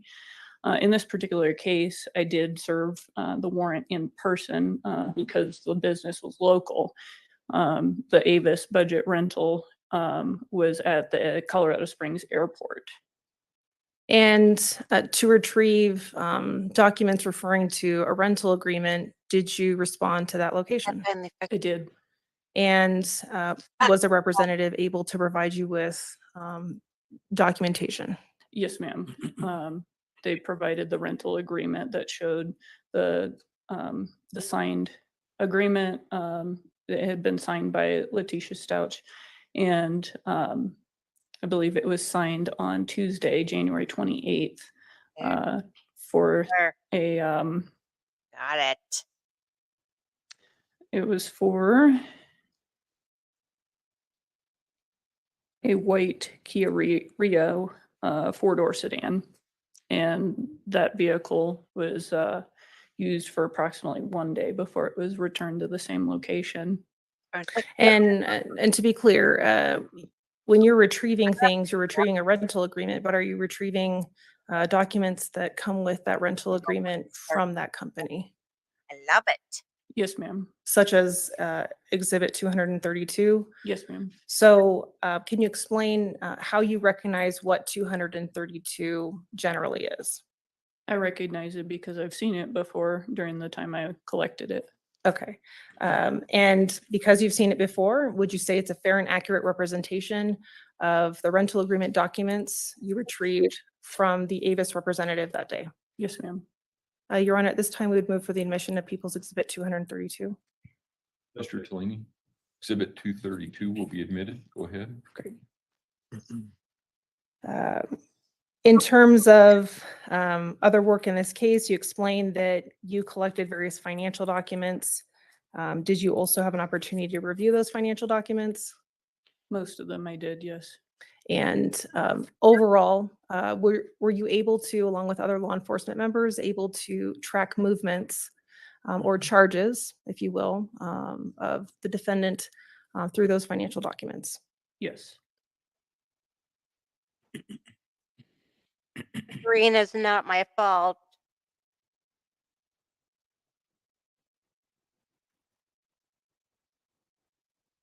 Your Honor, we'll pass the witness. Cross-examination. Do any of the jurors have any questions for Detective Williams? No questions from the cross-examination. No? And no Well, hold on. time. Interesting. Your Honor, I'm sorry. Are we passing or not passing? Your Honor, just pursuant to the stipulations that we've already put on the record, Yes. that have to deal with USAA records and American Express records, we've already asked for that stipulation to be put on the record. And it has been, and I assume that this relates to some of that. Yes, Your Honor. Okay. All right. Do any of the jurors have any questions for Detective Williams? Boy, I tell you, they're just zipping All through. right. Thank you, ma'am. You may step down. And Your Honor, for the you. purposes of the record, we are admitting People's Exhibit 231, which relates to that stipulation. Okay. Are you doing that just as part of are you going to have a witness with that, or are you just admitting the exhibit? We're just admitting the exhibit. Okay. Ladies and gentlemen of the jury, what we're talking about here is that the parties have reached stipulations regarding various different exhibits. And one of the exhibits is Exhibit 231, right? Exhibit 231 which is referred to as a disc of American Express records. There won't be a witness with that. It will just be records that will be admitted as an exhibit for you to consider that has records from American Express. The parties have admitted or have agreed that the exhibit can be admitted without further evidentiary foundation or testimony. So Exhibit 231 is admitted. Prosecution, call your next witness. Okay. Another witness, like 15 minutes. Boom, boom, boom, done, done, done. Checking them off the list.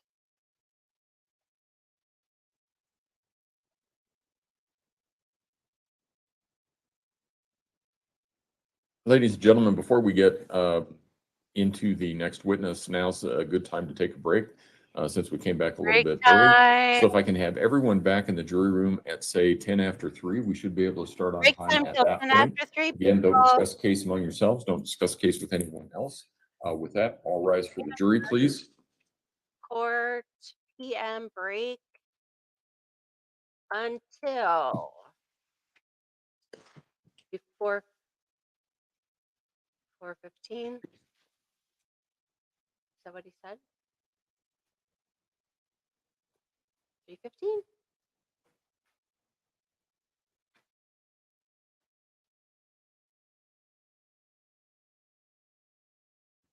Okay. I don't know if Joe is still here, but usually the drill is Thank you. You may all be seated. Record should reflect the jury has left the courtroom. put on a video Is for. there anything else we need to take up at this point? No, Your Honor. No? Let's All right. see what. Court will be in recess until 3:10. Thank you.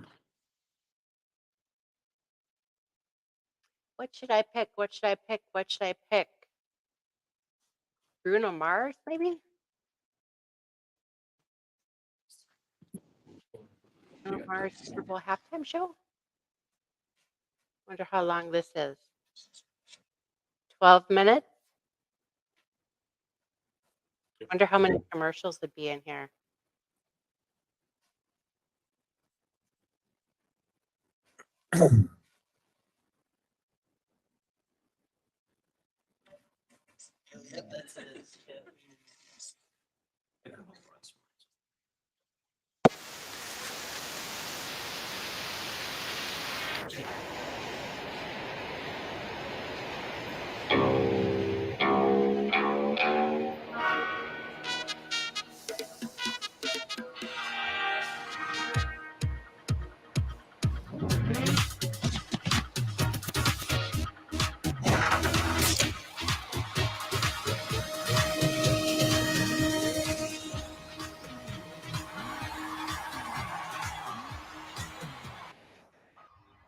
The National Football League welcomes you to the Pepsi Super Bowl 48 halftime show.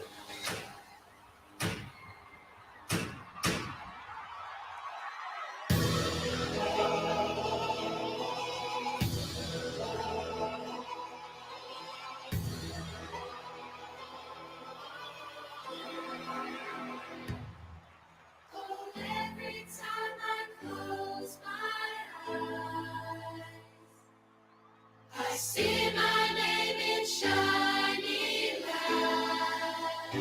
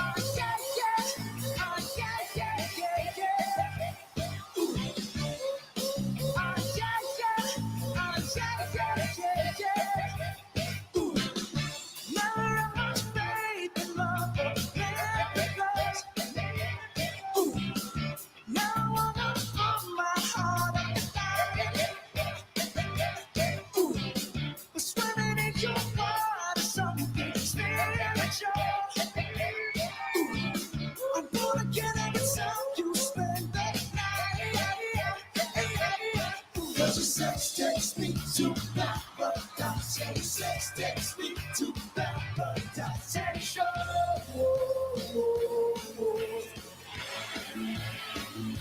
Cause you make me feel like I mean, like that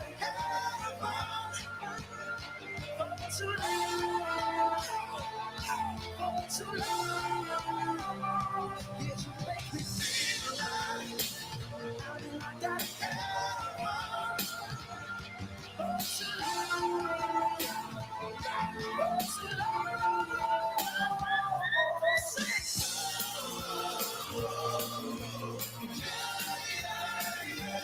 Can I just stay here? Spend the rest of my days here.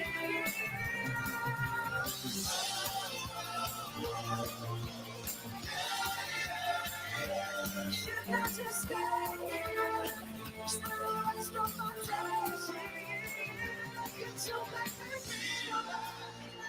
I've been like that for too long. For too long. Get you back to me.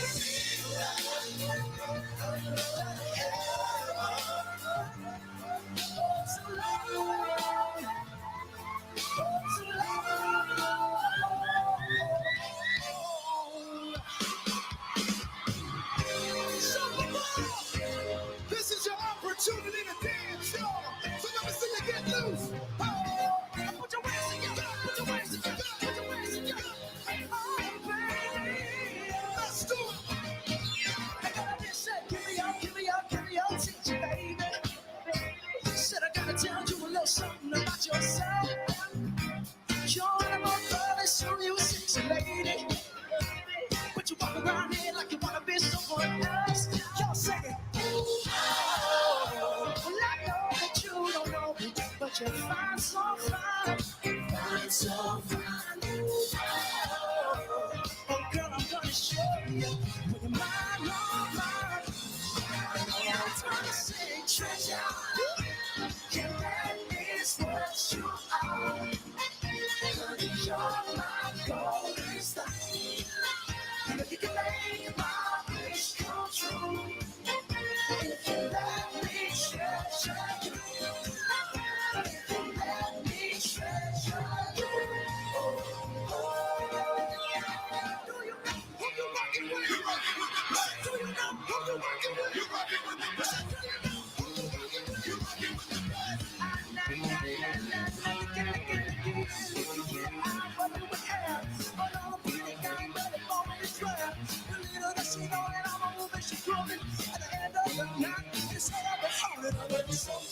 That's what you said. Tell me, baby, you know what?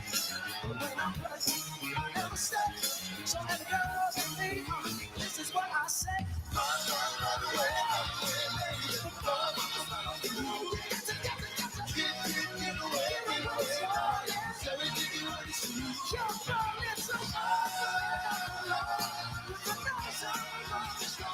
So you better run away, baby.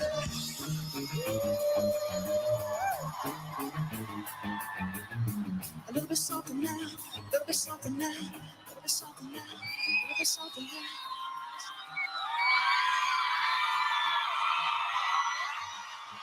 A little bit louder now, a little bit louder now, a little bit louder now, a little bit louder now, a little bit louder now, a little bit louder now, a little bit louder now.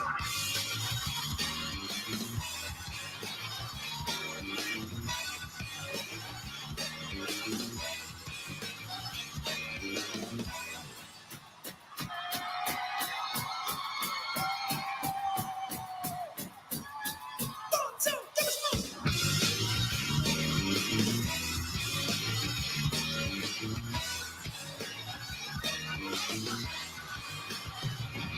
See, I ain't tryna hurt you, baby. No, no, no, I just wanna work you, baby.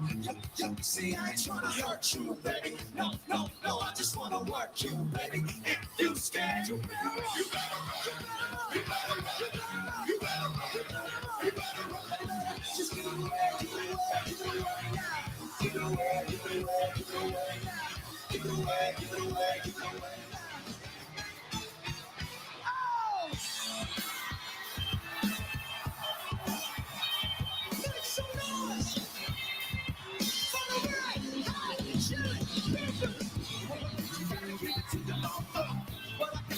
give it to you, Papa. What I got to give it to you, dog. So you do a little dance, then you do a little rock. What I got, you gotta get it, put it in you. What I got, you gotta get it, put it in you. What I got, you gotta get it, put it in you. Bring it with a minute, don't stop, don't take it. Be a lighter, be a lighter. Come by, put your love in the lighter. Your love, the love of the lighter. I'm gonna make it back, give it like a guy. Give it away, give it away, give it away, yeah. Give it away, give it away, give it away, yeah. Give it away, give it away, give it away. Now, I can't tell, I'ma keep it on the bottom. We need a little see, it's just, if you go through, receive your left. All the best, material, faces, love, and faith, love, make that yeah. No time for the walk to do no time. No time for the baby, no the wood stop. Get it on, get it down, the power, never been a better time. Live like now. My mind is born to the pulpit. My mind is something how to own it. My mind is walking like a dog. Get good at this, baby, come to see I'm gonna call it. Give it away, give it away, give it away now. Give it away, give it away, give it away now. Give it away, give it away, give it away. Oh, yeah. Give it away, give it away, give it away, please. Give it away, give it away, give it away now.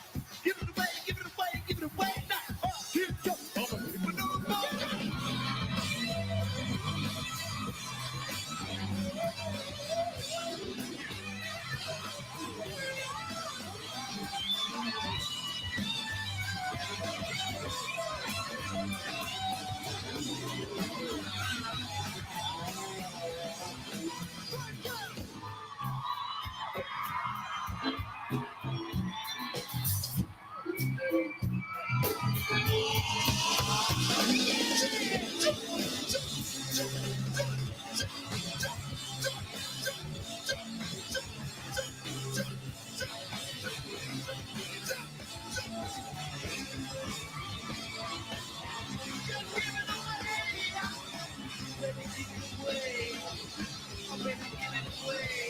Make some noise for the Red Hot Chili Peppers.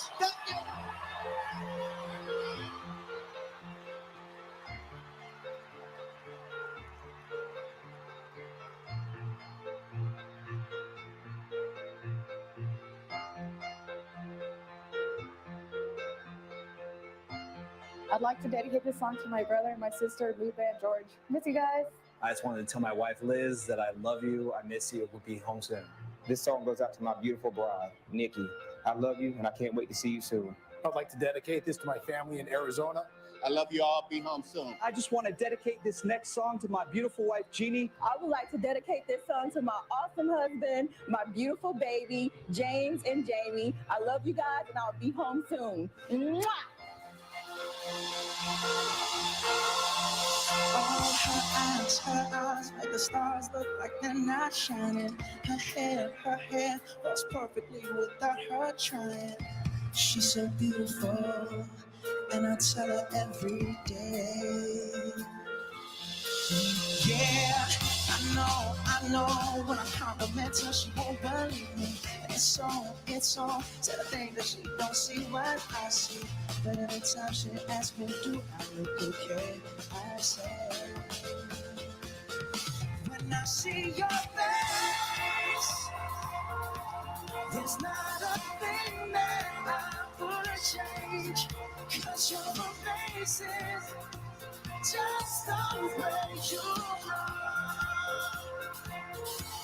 And when you smile, the whole world stops and stares for a while.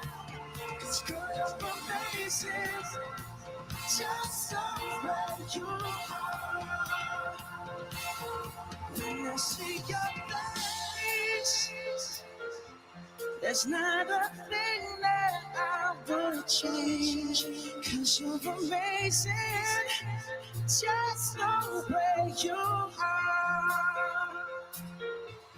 And when you smile, oh yeah, the whole world stops and stares for a while. 'Cause girl, you're amazing, just the way you are.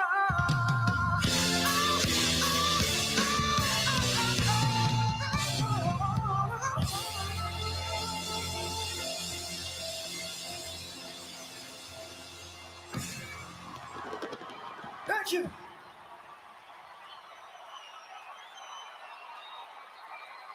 Thank you.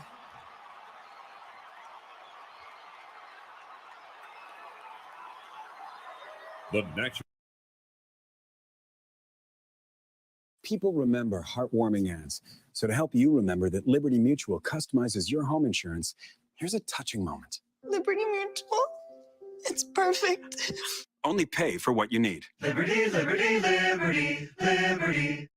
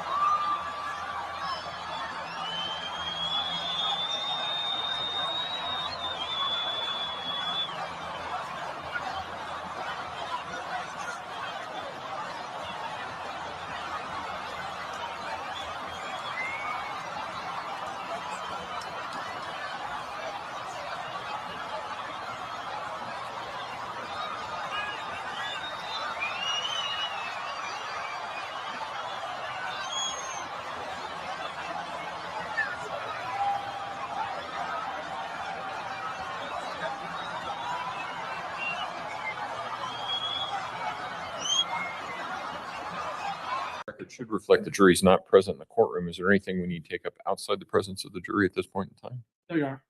Defense? Okay, let's go ahead and bring the jury in. Bring the jury.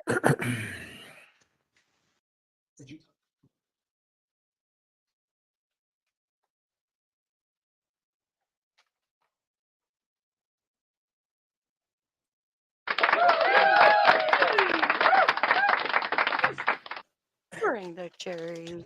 For planning purposes, are you guys planning on leaving everything in here over the weekend? It's going to be locked. Shouldn't be anybody in here. I'm sure we'll leave some things in here. Yeah. Okay, but I know you guys did a really good job of cleaning stuff out of here Wednesday night. So, but it's up to you. Okay.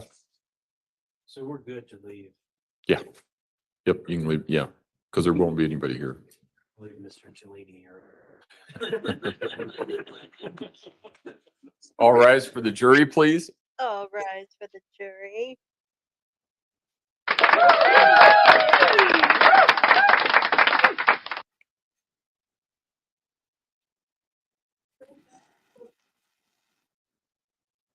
They must have heard you joking.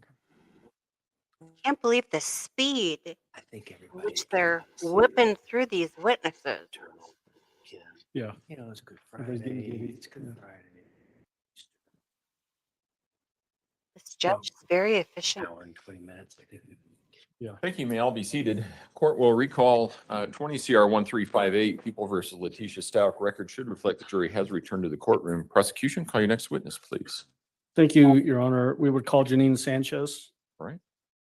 Janine Sanchez.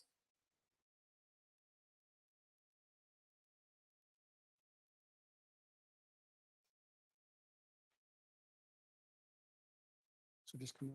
Oh, wait, he'll swear you in. And yeah. Oh, right. Ms. Sanchez, if you would raise your right hand, please. You swear affirm the testimony about to give in this man will be the truth, the whole truth, and nothing but the truth. Go ahead and have a seat in the witness stand. Please watch your step as you step into the stand.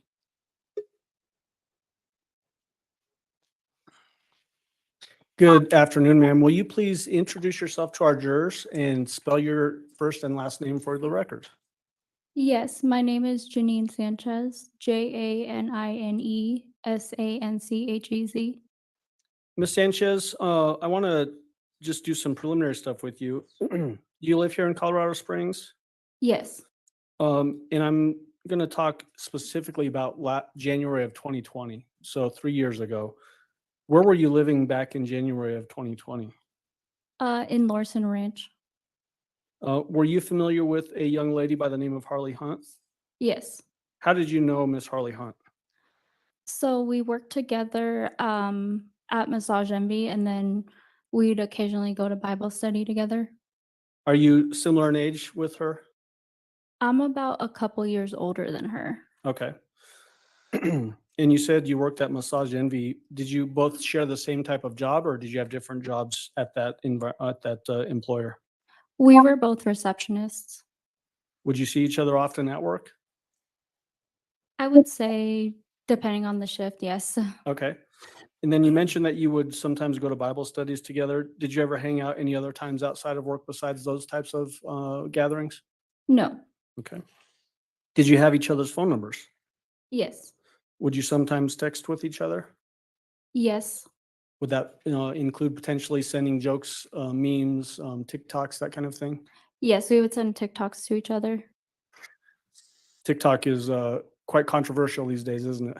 Yes. How would you describe Harley's demeanor? She was very nice. Was she social or was she shy? She was both. She was shy at first, and then once you got to know her, she was more social. Would you say she had a positive personality or a negative personality? Positive. Bubbly or angry? Bubbly. Okay. Was she nice to people or mean to people? She was nice. And then how would she interact with customers that would come into Massage Envy? She was really nice to them. Was she professional also? Yes. Had you ever been over to her house? No. Prior to a specific time that we're going to get to in just a moment, did you ever have an occasion to meet any of her family members? No. Okay. At some point, did you become aware that her younger brother was missing? Yes. I'm not asking you for what was said, but did you actually get a text from Harley regarding that specific incident? Yes. Do you remember working with her on Wednesday, January 29th? It was a long time ago, so I don't remember exact dates. Okay. Yeah. So I'm just going to help you orient yourself, and it makes perfect sense. It's over 3 years ago. We've had previous testimony that Gannon went missing on January 27th, which was a Monday. And then did you talk to a detective in this case? Yes. Do you remember talking about the last time you might have worked with Harley with that detective? Yes. Okay. And if I showed you that report, would that help you remember what day that was you were referencing last seeing Harley? Yes. Okay.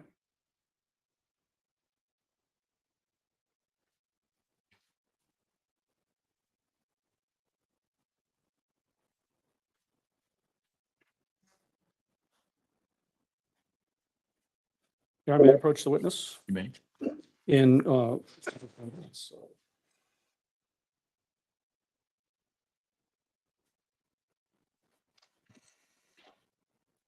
Sanchez, I'm showing you a police report. And I want you to look at this last paragraph on the page and read through it and then tell me when you're done. This. That paragraph, yes.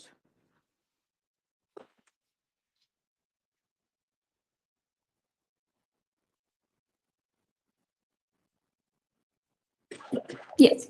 Did that refresh your memory as to the last time you had worked with Harley? Yes. What day was that? The 29th. Was that Wednesday, January 29th? Yes. What was, again, not asking you for any statements that Harley made to you, but what was Harley's demeanor like on that day? She was a little frantic. Just not her usual self. Do you remember telling the detective whether she was crying or not? Yes. And was she crying in your memory? Yes. Okay. At some point, were you with Harley and picked up Harley's mother from the hospital? Yes. Tell the jury about that. Again, whose car were you in? We were in Harley's car. Who was driving that vehicle? Harley. And what seat were you sitting in? I was in the front seat. What hospital did you go to pick up her mother? I'm not sure the name, but it's somewhere around here in the downtown Spring area. Memorial Hospital, does that sound correct? I'm not sure. That's okay. So, but you're just remembering it as a downtown hospital somewhere Yes. fairly close to where we are now. Yes. Okay. Can you describe as you're in the car with Harley, how she was acting then? Was she still acting like she was crying or upset? No. How was she acting now? Just normal. Okay. Do you remember talking to the detective about how she was acting? In the car? Or- Yes, while you're in the car with her at the hospital? I don't remember. Okay. Do you remember the Harley's mother getting into the car with you? Yes. Did Harley's demeanor change when her mother got into the car with you all? No. Okay. Do you remember talking to the detective about her, about Harley acting timid and overwhelmed at that time? Yes. Was that different than when she was crying earlier? Yes, she had kind of calmed down a bit in the car versus earlier when she was crying. Okay. When Harley's mother got into the car, I may have already asked you this, so if I did, I apologize. Where did she get into the car? In the back seat. Okay. So did that mean that Harley's still driving, you're in the front passenger seat, and mother is in the back seat? Yes. Was she sitting behind you or behind Harley? In the middle. In the middle, okay.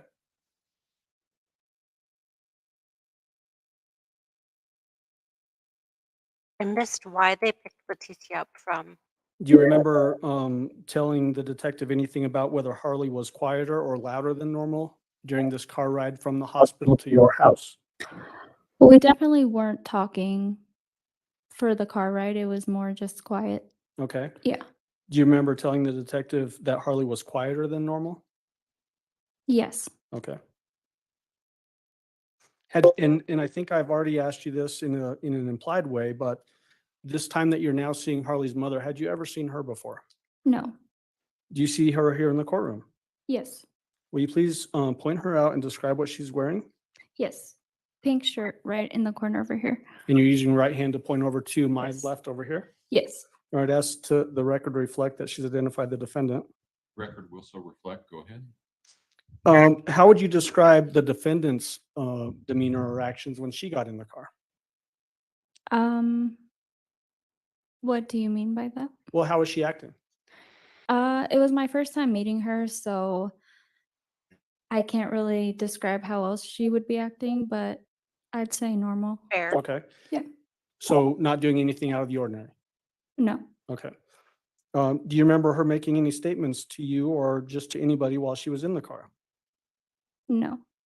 Do you remember talking to the detective about her getting into the car? Yes. Do you remember telling the detective that the defendant apologized for having to stay at your house? Yes. Do you remember talking to the detective about the defendant's demeanor in the car? No. How she's acting? No. Okay. You don't remember that at all? Do you remember telling the detective that the defendant was acting weird? No. Okay. Do you remember a specific statement that the defendant made to you when she got into the car? Yes, I do remember that one Okay. statement. And what was that one statement? Just jokingly how she was joking about saying, um, basically, hope you don't think we're a bunch of murderers. So the defendant said that to you. Yes. Did you find that to be weird? Yes. But other than that, the demeanor wasn't weird, just that one statement. Okay. So she wasn't acting like she was losing her mind or anything like that? No. That's interesting. Do you remember whether the defendant started using Harley's her cell phone? Yes. Tell the jury what you remember about that. I was in the front passenger seat, and her mom was in the back seat. Harley's mom was in the back seat, and I remember her taking her phone, like Harley's phone, to the back and kind of texting people. I'm not sure who. So what you remember is that Harley had her phone in the front seat, Yes. and then the defendant, did she reach up and take the phone from the front seat? Yes. And how did you know that she was texting using Harley's phone? Because I was there when she took Harley's phone in the back. Okay. I guess, could you hear the keyboard clicks or anything like that? Or how did you know that she was sending texts? She made a remark saying, "Hey, can I see your phone real quick?" Okay. She being the defendant made that Yes. comment. Okay. Did you get a text from Harley's phone while the defendant had Harley's phone? Yes. Did that seem odd to you? Very. Why was that odd? Because we were all in the car together, so there's really no point to be texting when we were all there. And what did that text say, if you remember? Not sure exact wording, but basically if her mom could stay as well. Did that seem to you to be then that it was almost like Harley was asking you if her mom could stay with you at your house? That's kind of a confusing question, I know. Yeah. More that Harley had originally asked to stay over and then later on asked if her mom could stay as well.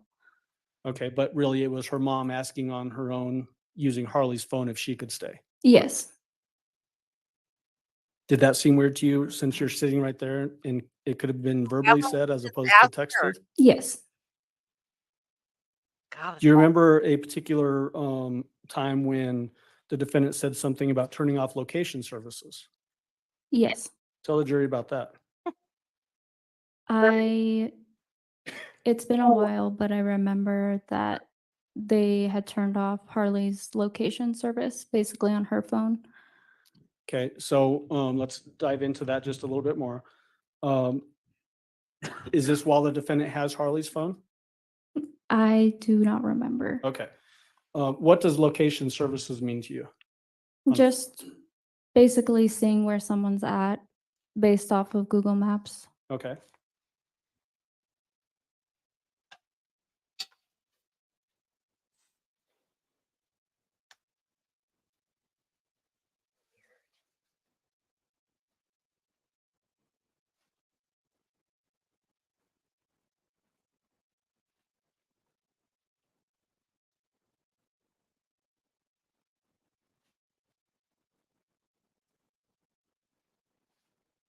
Do you remember the defendant making a statement while holding Harley's phone that she was turning off Harley's cell phone location services?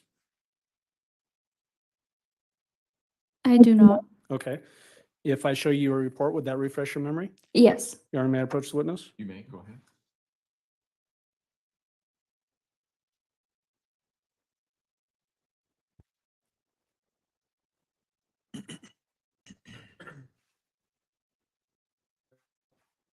Yes.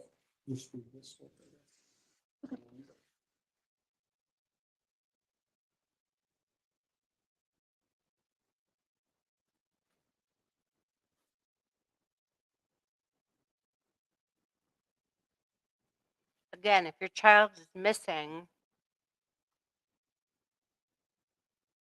why would you not want to know where anybody, I mean, why wouldn't you want anybody to know where you are?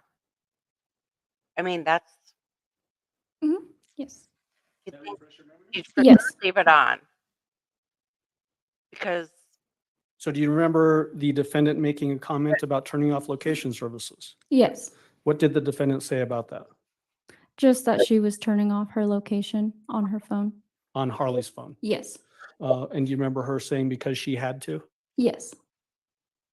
Why would she have? And then what did the defendant do with Harley's phone after that? After turning off the location, Yes. I believe she still had her phone. Okay. Do you remember telling the detective that she then passed the phone back to Harley?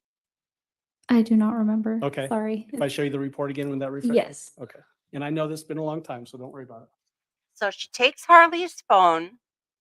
She takes Harley's phone, Okay. Did that refresh your memory? Yes. sends this girl a text. So Harley after asking the if- defendant turned off Harley's Turned off. cell phone location services, do you remember Right. the defendant passing Harley's phone back to Harley? Yes.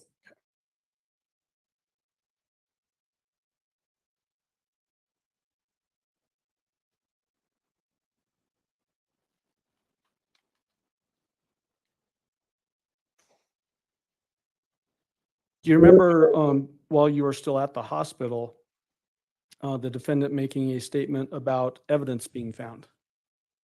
Yes. What did she say about that? She was just kind of talking about how they thought they had found evidence on her. And then also, did she mention finding evidence at the house? Do you remember that? What kind of evidence? I do not. Okay, if I show you the report again, would that Yes. refresh your memory? Okay. You're just getting my steps in. Sorry. Just want to make sure it's accurate. Don't you think as a witness they would have showed her the report prior to her testimony, since it's been 3 years, just to kind of refresh her memory? Yes. Do you remember the defendant making a mention about there being evidence found at the house? Yes. What did she say about that? Just about like the carpet situation, how there was like a fire with the carpet. Okay, But why would that be hold on considered just a moment. evidence in a missing child? A carpet burn with wax.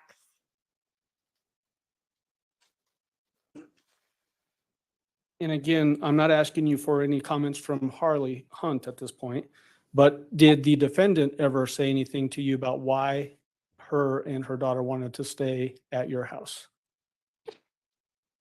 So Harley was just wanting to stay at my house because she didn't really feel comfortable at her own house. I'm not really sure why her mom wanted to stay at my house. With the whole texting thing, that was kind of odd, but we were already at my house, so I just let them both stay. Was it strange to you that both Harley and her mom were now staying at the house as opposed to just Harley as originally arranged? Yes. Oh, okay. Did it make it even more strange that this is also at the time that Harley's young little brother was also missing? Yes. Okay, thank you. Oh, wait a second. Good question. How was her behavior, the defendant's behavior at your house?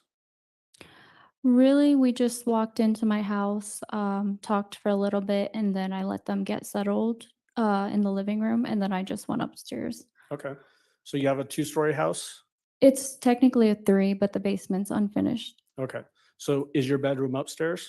On the 2nd floor, And then, technically the 3rd floor. okay, Yeah. and then where did they stay, Harley and her mother? On the 2nd floor, when you first enter the ground level. Okay, did you hear any strange noises the night that they stayed the night there? No.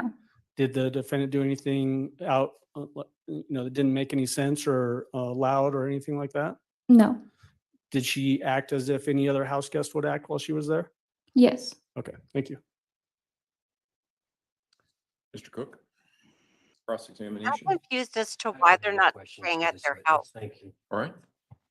Do any of the jurors have any questions for Ms. Sanchez? And then there's no Thank you, ma'am. You may sit down. Watch your step. examination, no questions from the jury. Prosecution, call your next witness, please. Wow. Good afternoon, Judge. We'd call Nicole Mobley. Nicole Mobley. Just gonna cross from- Nicole. And, You guys want me? You want to do this? Ms. Mobley, if you would step forward and raise your right hand, please, ma'am. Just gonna right up to that. Lee. Right there's fine for right now. Do you swear affirm the testimony about to give in this matter will be the truth, the whole truth, and nothing but the truth? Yes. Go ahead and have a seat in the witness stand. Please watch your step as you step into the stand.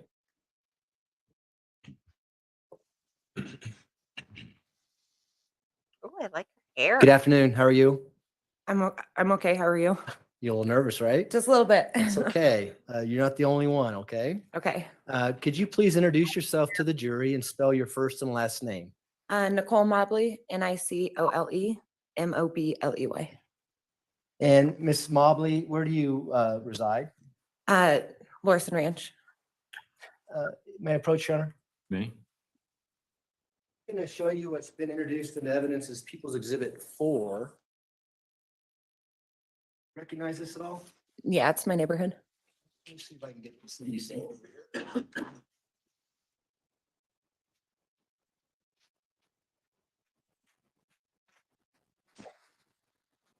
We're going to put it on the easel here, and I don't know if you can you still see it? Yeah.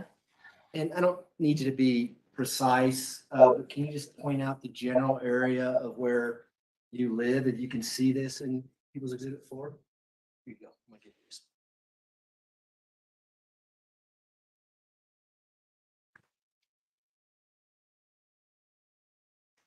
I'd be over here somewhere.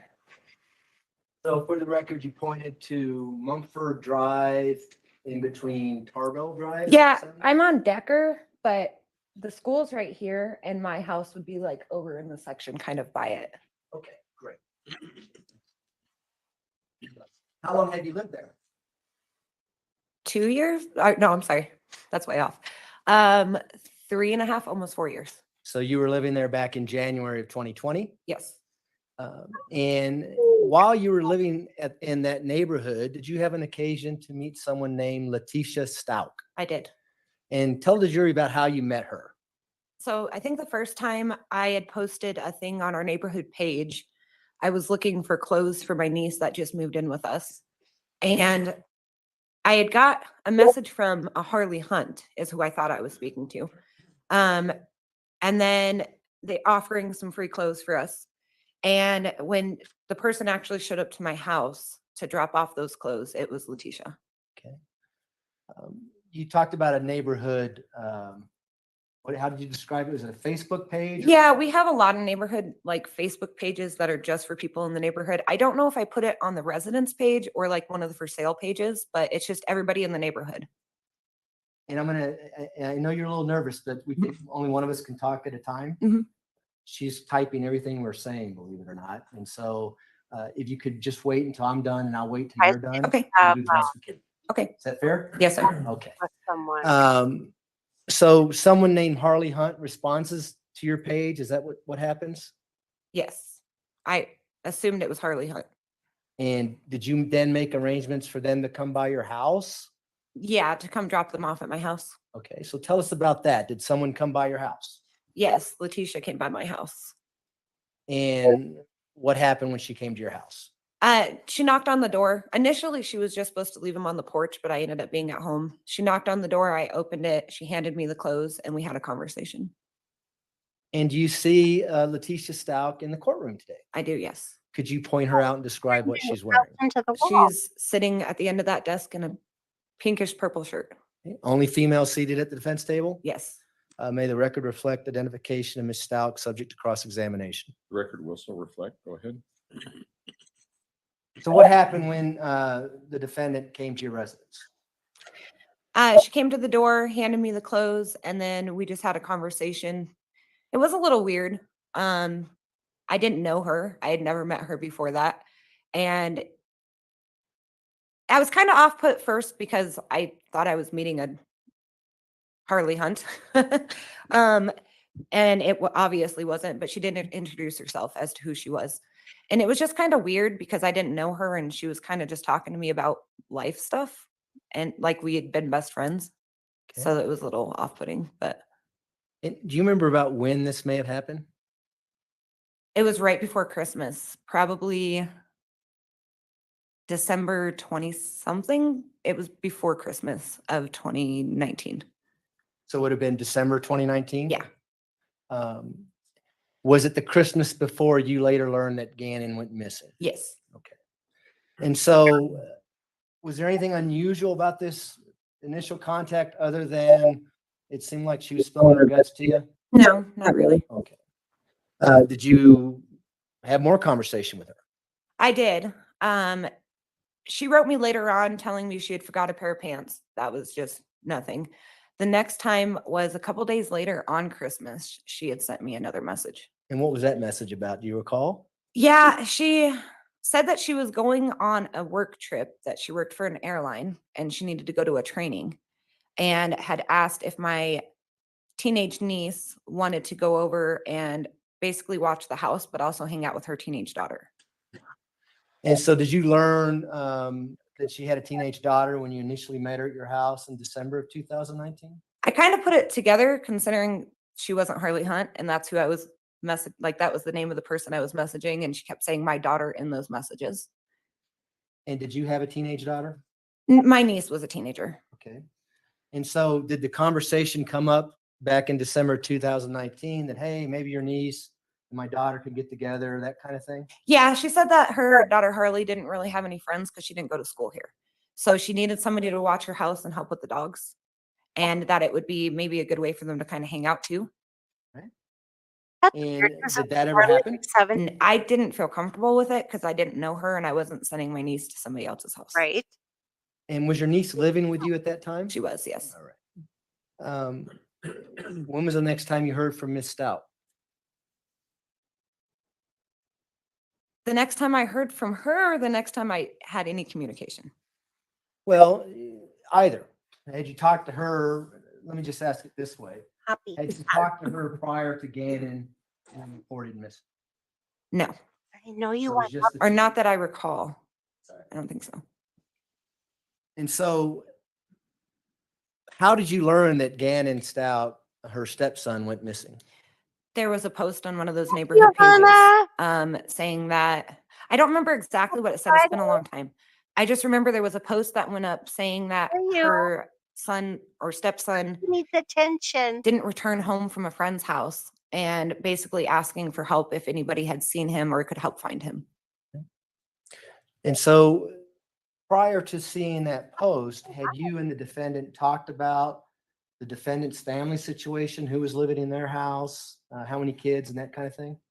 I don't, not that I remember. You only remember her talking about Harley, the teenage daughter? I remember when she was at my house that first time, that weird conversation that we kind of had was talking about weird things, just like, I'm trying to remember exactly what it was. No, because that, I do remember. So when she was asking if we would come and stay, or if my niece could come and stay at the house, she had mentioned her husband works nights and is in the Army and is gone a lot. She mentioned Harley because of hanging out with my niece. And then she mentioned, I think it was the little girl, talking about her going to Grand Mountain, but I think that's it. I don't remember hearing anything else. And when you say talking about weird Oh things, no, what what do you mean? happened to your lecture? I just mean, I didn't know her, but she kind of talked to me like Whole days. I knew her. And just being frustrated at home life. It was a very short conversation. It was just, I think to me, the reason it's weird is because if I don't know someone, I don't usually start talking about things like I know them and like I should know what they're talking about. So was it like, wait, too much information here? Yeah, kind of. And I'm used to, in the neighborhood, we do porch drop-offs. So you don't usually have to communicate with the person. They drop it off and leave. I'm not a very sociable person when I'm in the comfort of my home. And it was just kind of, thanks, have a great night kind of thing. Not, I want to stand on the porch in the cold for 20 minutes. Gotcha. Oh no. So was let's your talk about when you husband see the back post out or about Gannon out? being missing. What did you do next? Told my husband, and Oh, that's he just knows how I am. So he was like, do you want to go? Do you want to go help look? So we did. We got dressed in warm clothes and we headed out and went to start looking. And would this have been on the night of January 27th, 2020? Yes. And approximately what time was it that you went out looking? Do you remember? I don't remember what time we started. I don't remember. Was it nighttime out? It was nighttime. What was the weather like? freezing. I think it started snowing while we were out there because I remember being soaking wet and it was absolutely freezing out. Was there any plans or any areas that people were looking? I mean, this post that you saw, did you have a game plan and where you were going to go look and things like that? So there weren't really any plans like communicated with anybody. I think thinking of the age of the boy, it was, let's go look by the school, let's go to any of the parks in the neighborhood, and then let's go look over by the house. And then we have these goodness. like ditches that are in the neighborhood that a lot of kids like to go down and play under. Oh, you So it was just kind of staying in that forgot you general were area. Okay, if spend the night my, like friends kid or was to go relatives. roaming off and Oh, hanging out with I know friends, what where I would they go? will So do. we just kind of went based off of that. And so Okay, you Giovanna. indicated that you thought it might be a good idea to go look at his house, Gannon's house. Would that have been 6627? Yes. People's Exhibit 4 there, we have a big label that says 6627 This Mandan witness, Drive. Is Giovanna, that the area is we're talking about? a name Yeah, there's a lot of like of field where you can see Letecia. there's not I really any heard houses. Facebook posting We about free calls. majority of what we did was in those fields. Poppy's going just And bananas. so were there other people out looking in the neighborhood? There was a bunch. You not get enough attention No, this you week? probably didn't count them, but approximately how many? I'd say 40 at least. I mean, there were people out there with drones. There was a lot of people. Flashlights? Flashlights, vehicles, drones, people on feet.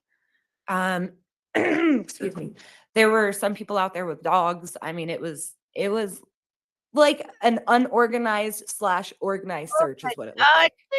And so best you know, was everyone reacting to this Facebook post Big time. about, it's okay, about a child being missing in the neighborhood? Oh, yes, most definitely. The neighborhood's kind of coming together? Nowadays, Yes. people don't have And did you talk to other people as you're searching and you're all searching for the same person? Oh, yeah. When you're in the area of 6627 Mandan Drive, did you stop by and see Miss Stauch, or is Miss Stauch out searching in that area, or do you remember? I didn't stop by her house. I thought it was kind of weird because we're all out here looking and it was very obvious that she was at her house and not out here looking. Why was that obvious?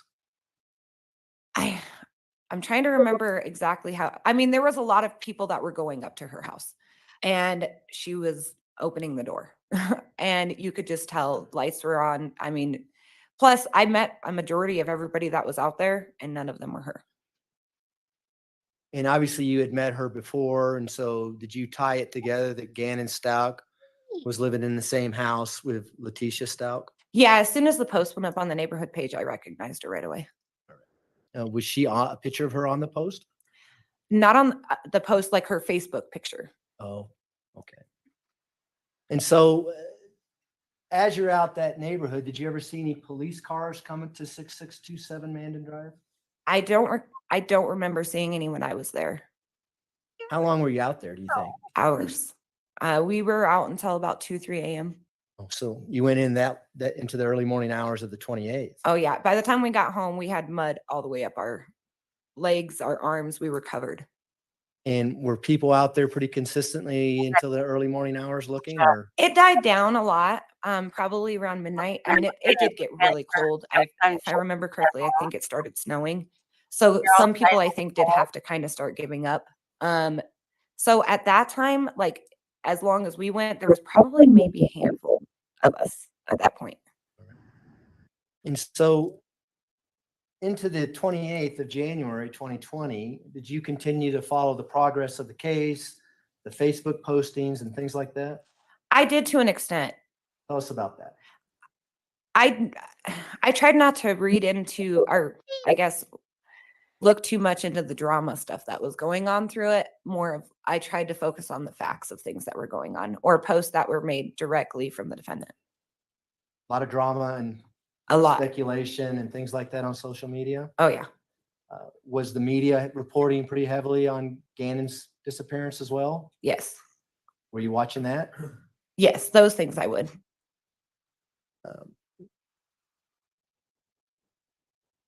Did you reach out to Miss Stauch and offer to help or do anything in any Where are way? you, lady? That was another thing that kind of set me off. The night that he went missing, I had sent her a message. I cannot remember what I said in it, but I remember it was something trying to get information like where we should be looking, and she blocked me immediately. What kind of message did you Blocked send her? Was her it on text? Was Facebook? it social media? Was it a phone message? How Why? did you try to reach her? Facebook Messenger. And prior to that, had you been messaging on Facebook? For the previous times that we spoke, it was Facebook, yes. Holy crap. Did you ever talk to her about why she blocked you or anything like that? Well, she blocked me, so I couldn't. I know my husband sent her a message saying, I don't understand why you blocked my wife. We're just trying to help you. Is there something you have against her? Like, what's going on? But we never got a response. Did you continue to progress or watch the progress in the investigation to see whether or not Gannon was found, that kind of thing? I did. I also, any search party that they had, we had like blue ribbon ceremonies, different things that we did. I participated in everything. Do you recall seeing the defendant, Ms. Stauch, being interviewed on KKTV during this time frame? I do. When she had her What do back, you recall from that interview? she insisted that her back be to the camera, so you can only see her from the back. Can of the you, chair. as in, like, what do you What if mean? they're gonna put it- I don't know how I'm supposed to answer that one. No, I you answer it truthfully. I mean, did that spark anything Come on and want you to be involved in the investigation based on what you saw her say during that interview? The first thing that stood out to me, I think, with that interview is she didn't face the camera. And then there was a lot of, in my opinion, it sounded like her speaking in past tense when she would mention Gannon. But I also thought it was really weird that a majority of that news cast was her worrying about what people thought about her instead of worrying about where Gannon was. And did that trigger your personality as to want to know more or find out more about what had happened to Gannon based on everything you're seeing, not only this interview, but the post on social media and things like that? Most definitely. Was there a point in time where you tried to reach out to Ms. Stauch again via some Facebook pages? I did, yes. And what kind of Facebook pages did you reach out to? Do you recall? Do you mean which one of hers or what? What do you mean? Well, let me, was there a Facebook page called Support E or Ms. Stauch or something? Yeah, there were several pages. I don't know if I communicated with her on any of her responses that were happening on those pages. I might have made comments to other people, but I don't remember if I communicated with her on those. I just know that I reached out to her on personal Facebook Messenger. Is this the same Facebook page that you were blocked on previously or another Facebook page? Another one. Do you recall the name of that? I think it might have been, it was either Letecia Stauch or T Stauch. Okay. Did you get a response? No, not initially. When you say not initially, does that mean you eventually got a response? Yes, I ended up creating a fake Facebook page and Talk about that. Why did you do that? I wanted to see if I could get her to respond to me. And I knew she wouldn't on I my like original page. this lady, Nicole. And why did you want Mosley. her to respond to you? She is a I class felt act. like the conversation that we had on my front porch the first time that I met her, I kind of could figure out ways to get her to communicate with me based off of her, like the kind of things that she wanted to talk about. So I figured if I wrote her on a different page and could get her to start talking, if I worded things properly, I might be able to get her to start talking to me. So did that happen? It did. Tell the jury about that. What did you put in the Facebook page messenger to get her to start talking to you? I went on and kind of based it off or started writing things based off of things that I had seen in the news or on social media, like things that she was saying. She had a lot of, I think, hate for Landon. And I think that I kind of started off with a combination of agreeing with her about things that involve Landon. And I also There was a video that came out about a truck in a shadow, and I also wrote her saying I believed her about the shadow under the truck.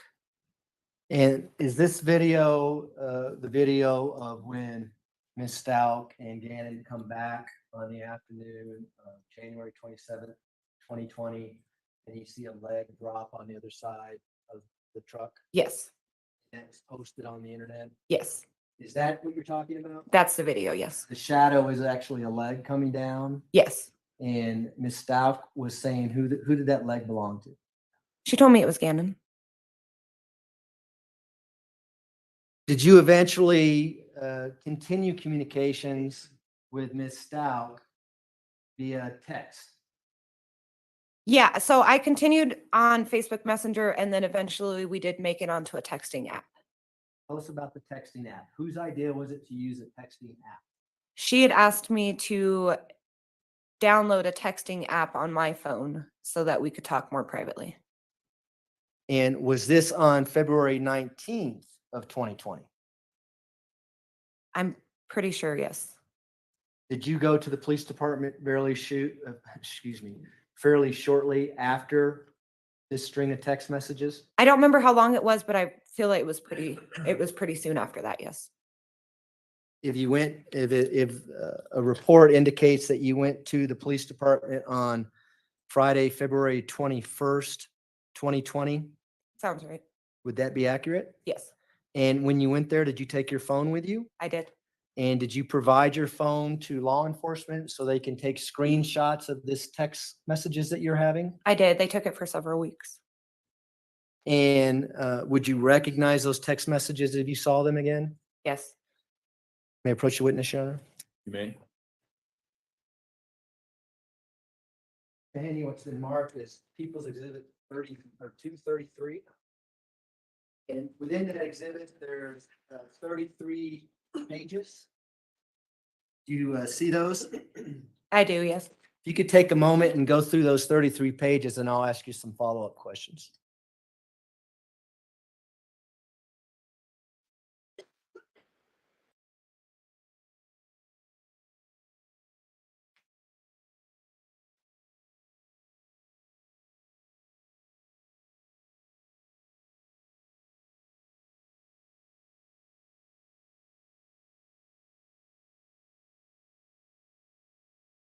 Okay.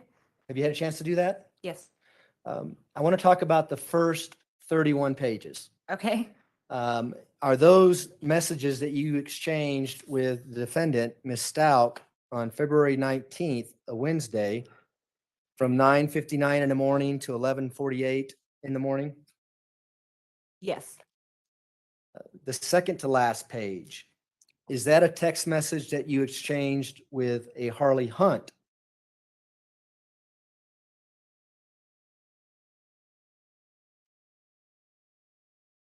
Yes.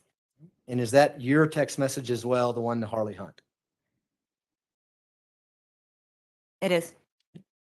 The last page, page 33, is that a text message that you sent to your husband? It is. Is the message that you wrote to your husband accurate? Is that what you said after this text screen that you had with the defendant? Yes. Okay.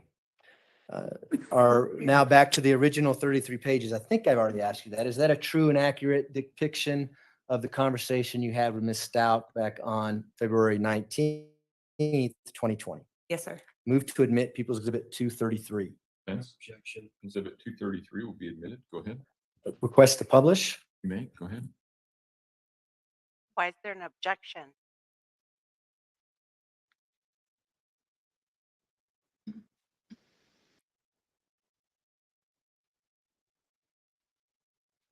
You can zoom in. Thanks. You can either look at the TV screens or actually look at the notebook, whatever you're more comfortable doing. Okay. We get that. We're on the page 1 here.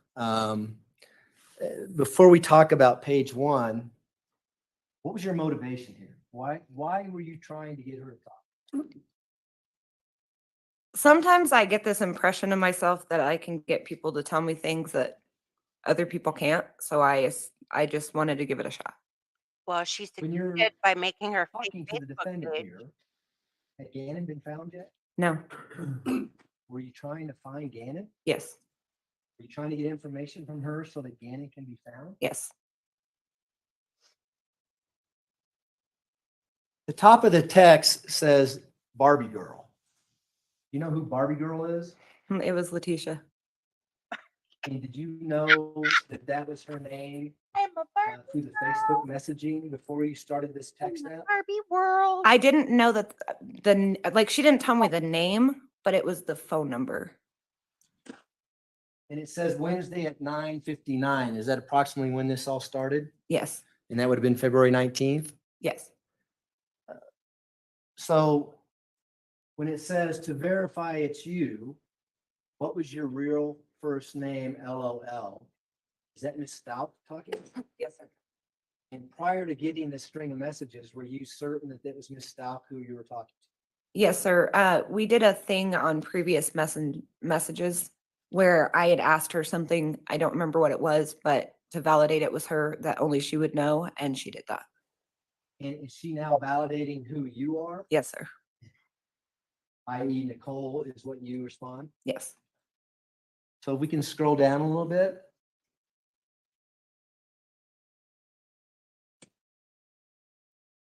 And again, everything that you say is going to be in green, right? Yes. She's saying, yep. Go ahead, and what does she say?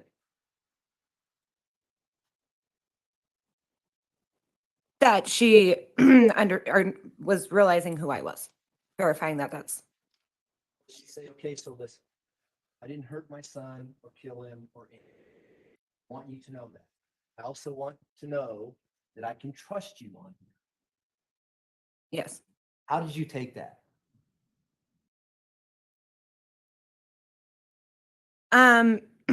I guess kind of in a couple ways, that obviously she knows something, but that I needed to work really hard to gain her trust and maybe I could get her to tell me something. I don't know. And so how did you respond? Go ahead and read that. 100%. If you look up both my real profile and my fake on any of the Gannon pages, you will see I've been pointing out the shadow and I have not bashed you. So is that what we're talking about? The leg drop that we see January 27th when they get home? Yes, sir. And why did you tell her this? So there was a lot of drama and things that were going on. People trying to zoom, like on social media, zooming in and trying to determine if there was a shadow or a leg. Because there was a lot of, well, we didn't see him come home. So she, I think at one point was involved in some of that communication, trying to push that. So I knew if I reached out and said, I believe you, this is what I saw, that she would start to trust me.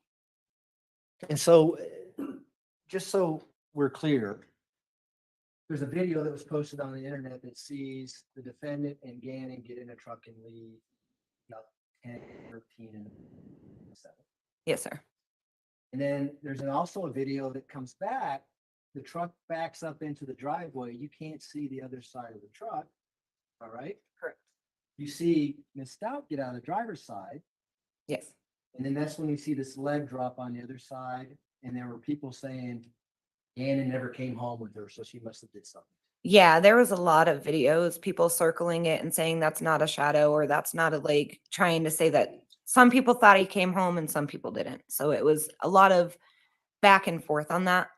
So that's what's going on in social media. And so that's how did you want to gain her trust by saying, hey, I'm with you on this, that type of thing?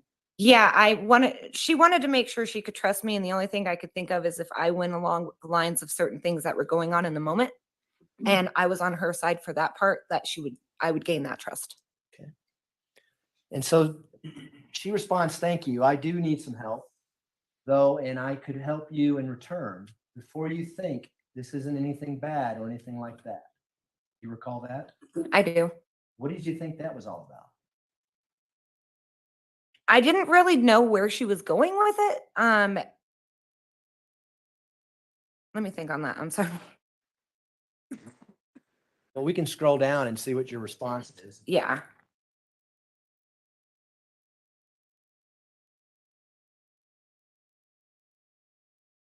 So now we're on page 2 of that exhibit.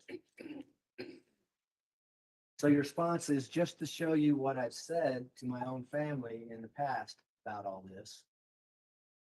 Can't make out, looks like you attached something to the text. Yeah, I think I attached something that I, like a message I might have sent to somebody else talking about it.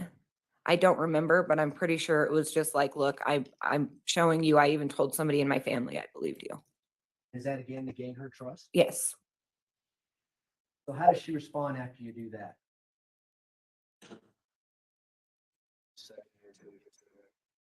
Did you want me to read it? Yes. Okay. If I had did this, I couldn't have gone but so far and they would have found him, but they are focusing on me wasting valuable time. Says thank you. Thank you. And then what do you say? Okay, what do you need help with?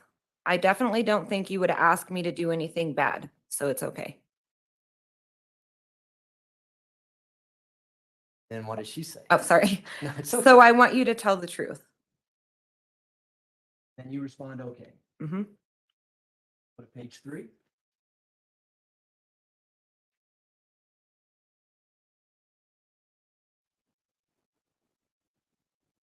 And some of these are kind of repetitive just because of the way they did the screenshot, so bear with me. So you say okay, and then what did she say? Someone was in the home when we got back. I gave this to police at my initial interview, but I thought he was being defiant and just going against his dad's wishes, leaving. I blacked out. What do you take from that?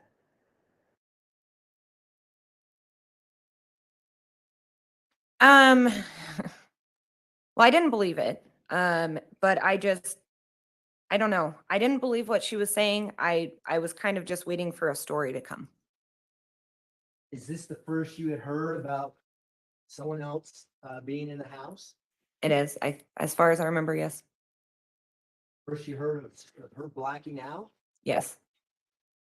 Up until February 19th, 2020, Wait, did you just think Gannon was missing, or what was your thoughts about what had happened to Gannon? so she I had got hoped he mad was at just Janet missing, for but wanting to go to a friend's house, from the very first night, blacked out and I just had a bad feeling. question mark. We can scroll down, please.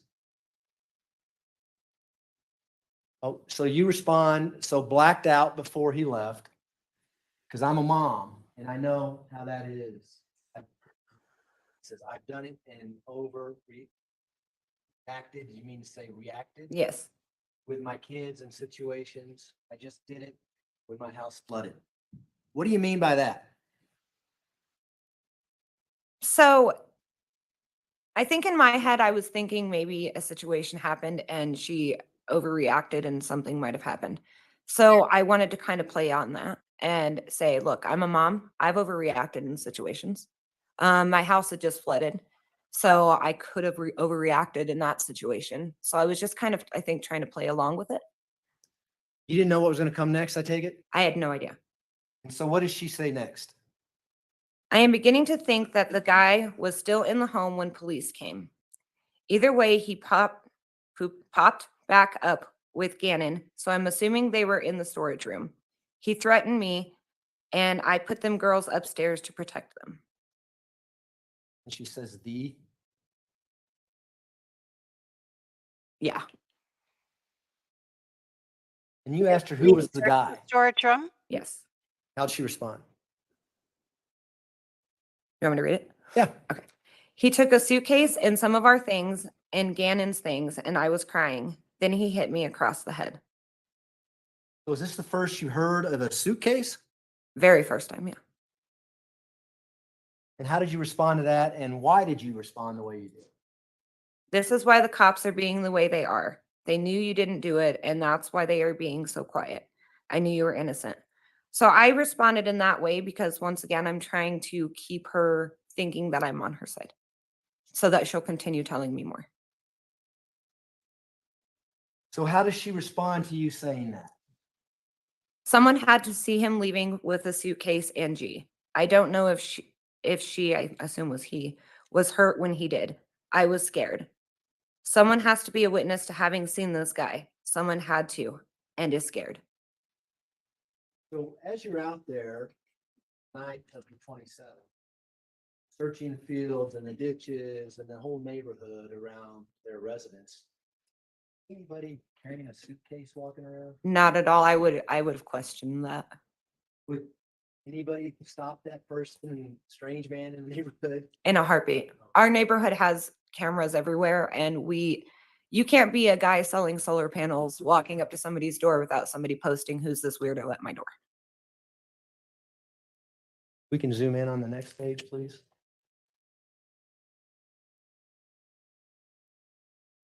So she said someone has to be a witness to having seen this guy. Someone had to and is scared. And you say, can I ask you this? You think Landon sent this guy? Yes. How does she respond? I will do anything to find that person, but I don't know how. She could have, and then things may have went wrong. Now, had you gotten to know Landon and Al and Lena and the rest of the family from efforts that were going on in the neighborhood to try to find Gannon? I remember, I think I met a few of them maybe once for a very small amount of time. I think there was an aunt and Lena at one of the events that I got to play with Lena and do a few things with, but I didn't get to know them, no. Was there a church in the neighborhood that was heavily involved in the search effort, and people would meet at the church and discuss things and trying to find Gannon? Yeah, we would do it at the church, but we also had a point when right off of Mandan, there's that field, and we actually set up tables with food and snacks and waters, and everybody would gather there and do search parties. And I think that's where I did most of my communication, the one time that I think I spoke with a couple of them. So why did you ask her if she thought Landon was involved? It was made very clear, and I don't remember how, if it was social media or what it was, but that she didn't like Landon. So I think I was trying to play off of, okay, well, she doesn't like her. So if I start talking about Landon, it pulls her in more because I'm kind of siding with her. Okay. We can scroll down, please. And you say, I've been thinking she sent someone to get both kids. Yes. Same thing? Same thing. You're trying to draw more information out of her? Yeah. And that's what I had met in the previous, when she had said things may have went wrong in the previous one, I'm sitting here thinking, okay, if I play off of, okay, maybe Landon sent somebody down here and it didn't go right. They were only able to get the one kid, and you know what I mean? Kind of played it off. And then she responds to that, says, but Lena was gone, so he couldn't. Yes. And did you know who Lena was? At this point, yeah, I did. Was that Gannon's 8-year-old little sister? Yes. And you asked her, how did he get into the house? Did he force his way, or did he act like he was there for a reason? Do you recall asking her that? I do, yes. Trying to get more information? Yes. And how did she respond to that? Can you read that for us? When we went in through the garage, I went into the bathroom. So either already in there or came gate. Maybe G had seen him before. That's why he kept checking the gate to make sure it was locked. Okay.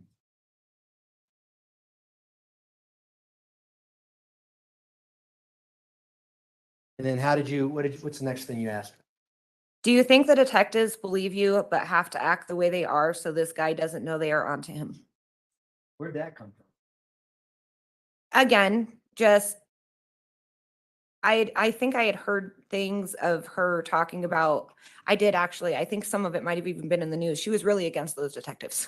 So I wanted to play off of, well, maybe the detectives are just doing this as a ploy. They're going to try and make it seem like you so that nobody's focusing on this other person. Doesn't make any sense though, does it? Does that make any sense to you as to why the police would do that? No, not at all. So are you just basing on things that she posted on Facebook about the incompetence of the El Paso County Sheriff's Office or something like that? I'm playing off of anything that has either been said by her on Facebook or the thing on the news. And how does she respond to that? Not sure. I think they don't have anything on Ring cameras. Someone had to see him leave. I need a witness. Any amount. Do whatever for them if they come forward. They need to start looking for the guy and posting it on our state's. It's just on our states. I don't know. Okay. And then how did you respond to that? Oh my God, I'm telling you, I think Landon did this to try to get her kids back, and it went wrong. So now she is using this to get money for her nasty habits. Poor Gannon, I really hope he isn't being tortured. Where are you getting this information from? Posts. There were things that were going around about Landon potentially having a certain kind of background. Why was Gannon and Lena in, out their custody anyways? So I kind of just played off of that because again, I knew that she didn't like Landon. Were these posts that were in this support T Stout website or Facebook page? I'm people pretty who were supporting her. I'm pretty sure it was. Yeah. And how did she respond to that? Can we scroll down, please?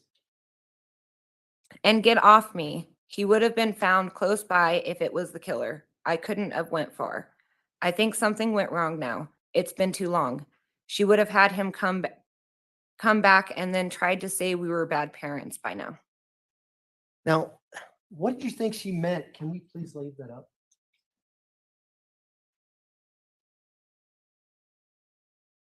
What did you think she meant when she said he may be close by if I was the killer? Object to, she can, Yes. that's a speculation. It goes to her response to this. Well, no, she can't testify as to what somebody else was thinking. She can testify as to what somebody else said and why she undertook a certain course of action, but she can't testify to what somebody else was thinking. What was going through your mind when you heard her say, if I would have killed him, he would have been close by? Just I'm trying to think of how to answer that the right way without going against it. Was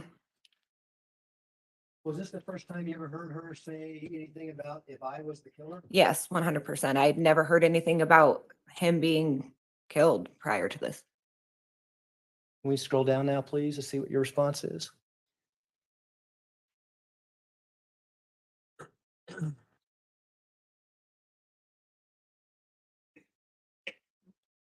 So you respond, did Gannon seem like he knew him? Or was he acting scared when he was talking? Taking him. Taking him, I'm sorry. It's okay. Is that how you responded? Yes. Now, above that, she says, I think something went wrong now. It's been too long. She would have had him come back and tried to say we were bad parents by now. Now, I think he may be out of state. All that? I do, yes. Is this the first time you ever heard her say anything about Gannon being out of state? Yes. And did you later learn that Gannon's body was found in the state of Florida? I did. Go to the next page, next page, please.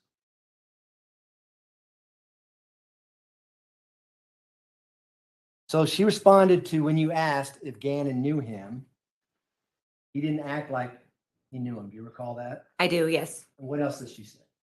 The guy did say friends with Uncle Matt, but I don't know if that is real. He doesn't have an uncle named that on our side. And how did you respond to that? Oh my God, see, this is what I was thinking. And I told my husband, I think bio mom did this. Does Landon have anyone she knows named Matt that she says is like a brother? And again, why are you saying this? Again, just to continue going along the lines of what I think she wants to hear. And how did she respond to that? I need a witness that the guy left. I will do anything. I'm not asking you. I'm asking if you know anyone who will. I will give them my life, a reward, whatever. Anything to get them to expand the search. And how did you respond to that? Did he ask where the little girl was, or what did he say to you?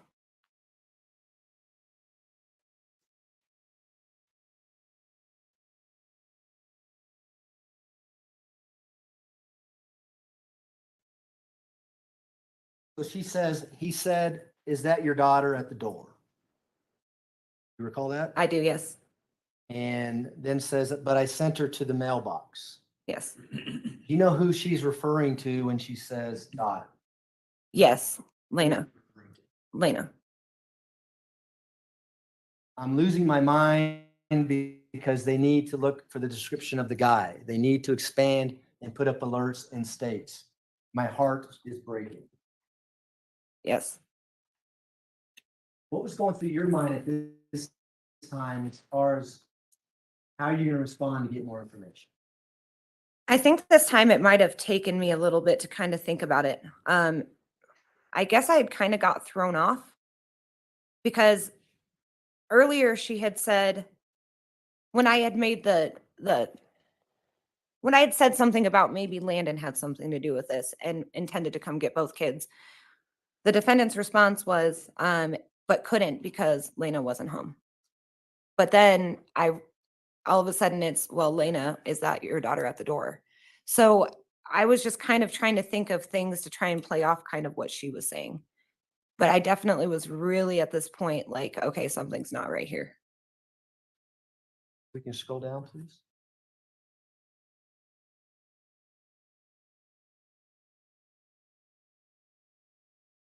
So go ahead and read what you say there in green at 30 now on page 13. Okay, let me think on this. On a way to help. I've been on the news and I know I can't just all of a sudden say that, but I will help figure this out or something. Who can help? Just give me a little time to think. I will help. Anything to get him found. I'm so sorry to go through that and then be accused. I can't imagine how you feel. I'm here for you. And then she responds, "You were on the news?" Yes, Were you on the news? I was, yes. What were you doing on the news and what were you saying? I was one of the searches I think that we had at the school. We did a search and maybe it wasn't a search. I think it was like a ribbon thing. We did a bunch of blue ribbons that we put all over the school. And the news had asked me to go up and speak about searching, like locations and things. Were the blue ribbons, what were those all about? Why were there blue ribbons? We turned the whole neighborhood blue for Gannon. Is that his favorite color? I think it was his favorite color, but he also loved Sonic. We can scroll down, please. And she says, "And whatever they need, they're going to have to pay me for defamation, civil rights violations, etc. But for now, I need him home. I need my boy home." Yes. How did you respond to that? Let's go to the next page, please. Yes, my husband and I went out the first night till I think it says 2 a.m. Yeah, And go ahead now. then I went out every day for a week looking. Now, when you say that, how does she respond? That's when the guy left. He took a suitcase of things and made Gannon wrapped in his cover. He hit me in the head, and then I don't know if they got in a car or what. When I got back up, I was in complete shock and crying. And when I told the police they think I'm crazy, that someone could have been there when they arrived. In my questioning, they will like, no way. In my questioning, we like, no way the police didn't know he was there. I mean, heck, I didn't know. So was she trying to tell you that Gannon and this man were in the house while the police were in the house? Yes. How'd you respond to that? As in the message? Yes. Okay. So they never even tried to look into any of what you said. WTF is wrong with law enforcement. They could have found him, but to me, they didn't even try. You're not saying welcome to Fruta when you say WTF, I take it? No. Just wanted to clarify. All right. I also didn't know if I could say the other word. So WTF is fine. If we can go to the next page, please.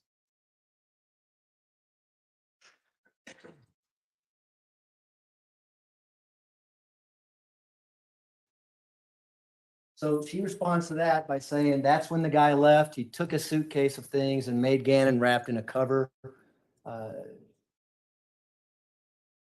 we need to go. I thought those pages looked the same. Former duplicate because we didn't catch all the Yes. screenshots. So in response to your WTF comment, she says, nope. They were it was someone you were cheating with, dumb stuff. I'm telling you, when this is said and done, I will have a heck of a lawsuit from them. You recall her saying that? I do, yes. What does she continue on to say? I've already been asked by some attorneys if my innocence prevails, then to be the first to see them. I even took a lie detector test. I wouldn't ask if I didn't need the help. I am trusting that you don't say anything about our convo. I am innocent. He is my son. What did you think about when she says, I hope that you wouldn't say anything about our conversation or comment?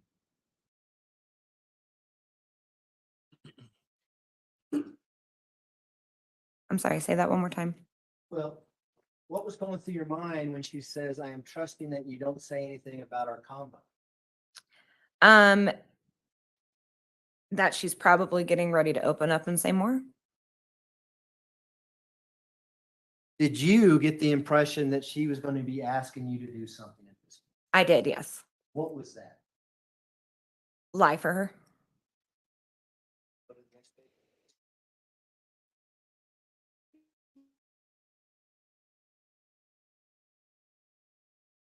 So you respond. How? I did meet a guy that night that freaked me out so bad I had to leave with strangers to get away from him. I wish I knew how to show you what he looked like, but I don't have pictures. Tell us about that. Did you meet some guy out there while you're searching? I did. What was that all about? Tell the jury. All that was about is I was out there with my husband, but my husband ended up in a different area than I was. And some guy came up that I think he was using a drone, started hitting on me. And I felt really uncomfortable. So luckily a truck with some ladies in it that were out searching showed up and they let me get in the truck with them and they took me to another part to get away from him.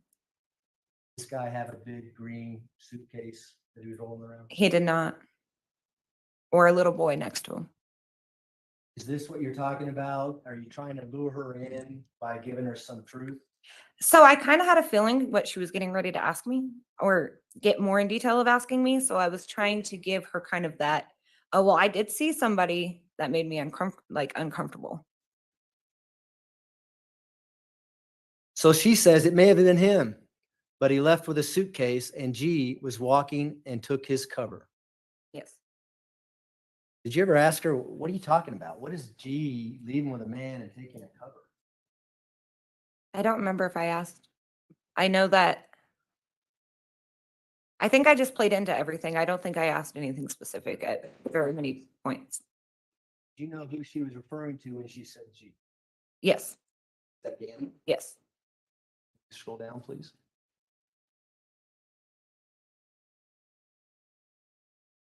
How do you respond to that? I will never repeat this conversation. I promise you, I believe you. Sorry. Can I have a minute? You all right? Yeah. It's just that. There's some, let me get you some tissues. Oh, there's some.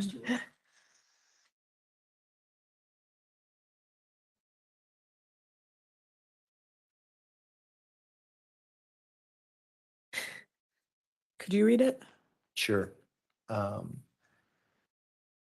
Did you say this was hours later and I told my husband this guy that creeped me out? What if he had something to do with it? Then hours later came out to help search, just to be close to the house to see what was happening. And I told him this that night before I knew any of this. Yes. You recall saying that? I do, yes. You actually think that? No. Why'd you tell her this? Again, just to keep her going.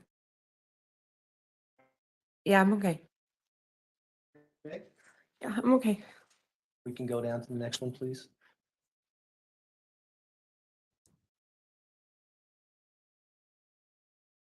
Now, did she actually send you a picture during this conversation? Yes. And what is that picture of? Do you recall? Gannon's bed and his blanket. Is Is that why you're getting emotional? Because you saw this picture coming up? Yes, And I apologize for that. it's okay. What did she talk to you about when she sent you this picture? She said, this is the cover he left with. This is online now because it showed G back at the house with me timestamped. What if you just said you remembered something suspicious after seeing this picture?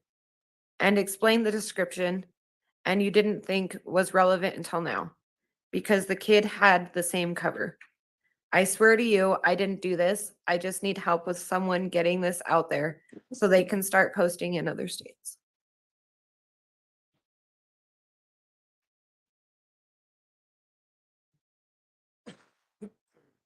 Do you know how Gannon was found? I do, yes. Know that he was found in a suitcase? I do, yes. How did you respond to this? That's a possibility. Do you remember around what time it was?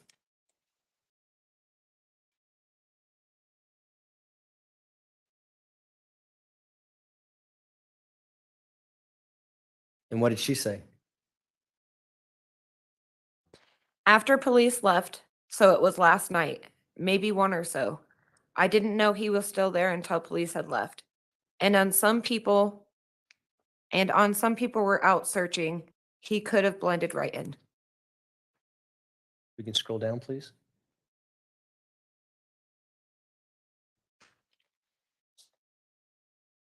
Did she also go on to say, especially if cars were around in the area, they had to get in a car at some point? Yes. Did you see anybody, kids getting in a car while you're out searching? Not kids in this aspect, no. Like when you're out searching, Yes. is that all over the post? Is Yes. pictures of Gannon? I think that I also clicked on her Facebook and looked him up too. So you respond, yeah, there was a lot of cars and people everywhere. Is Yes. that true? Yes. Well, not a lot of cars. There was a few cars, a lot of people though.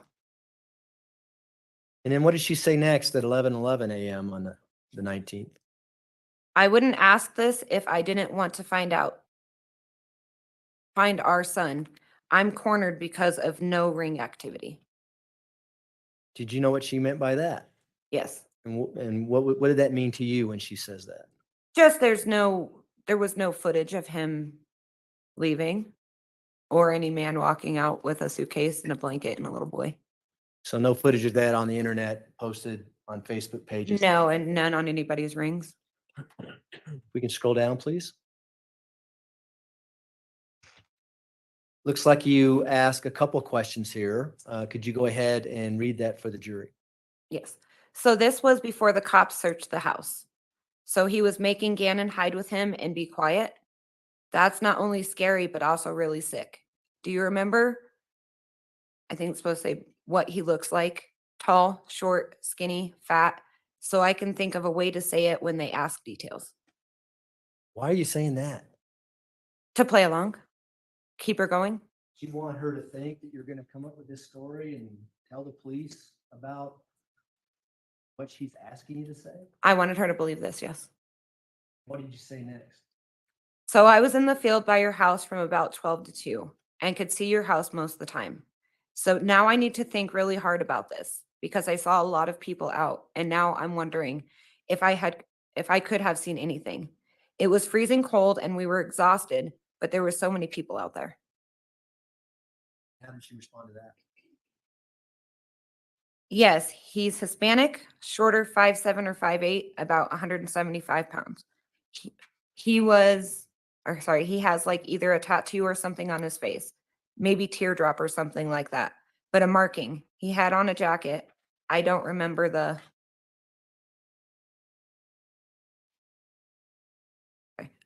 color, but Gannon left with him in that cover, so that stuck out to you when you seen it online. Just recently. Yes, he stayed in the house while they were there, but I didn't know until later. But he took suitcase with them. Beware, I saw him laid it up before he hit me in the head because I'm sure he loaded the suitcase in the car and put Gannon in somehow.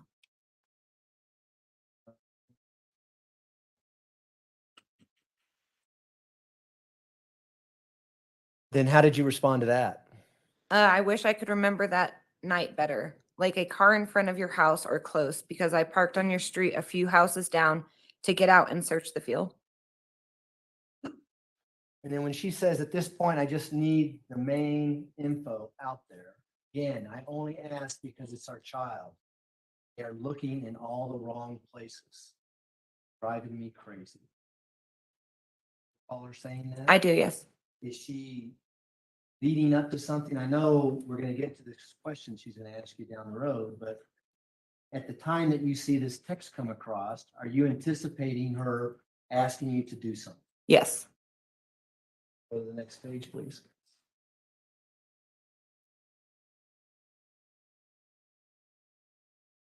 She says, most people want to always help, but I know this is tricky. I mean, if it's money or whatever, name it. I want them searching the right way. Yes. What'd you take from that? That she's getting ready to ask me to do something and offer money for it. And how did you respond to that? I want to help, anything to find Gannon. My daughter knows him and this is destroying her. And I feel broken now that I've been searching and doing what I can.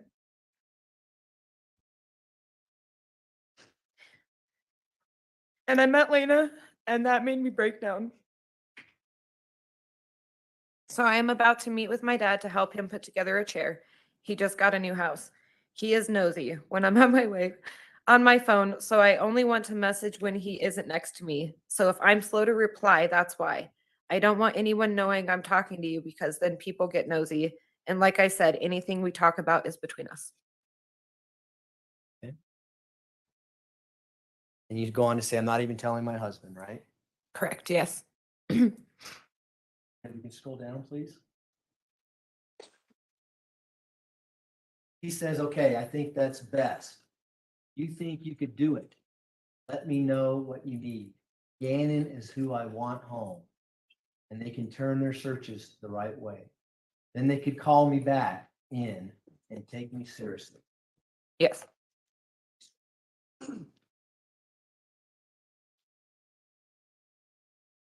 And how did you respond to that at 11:39?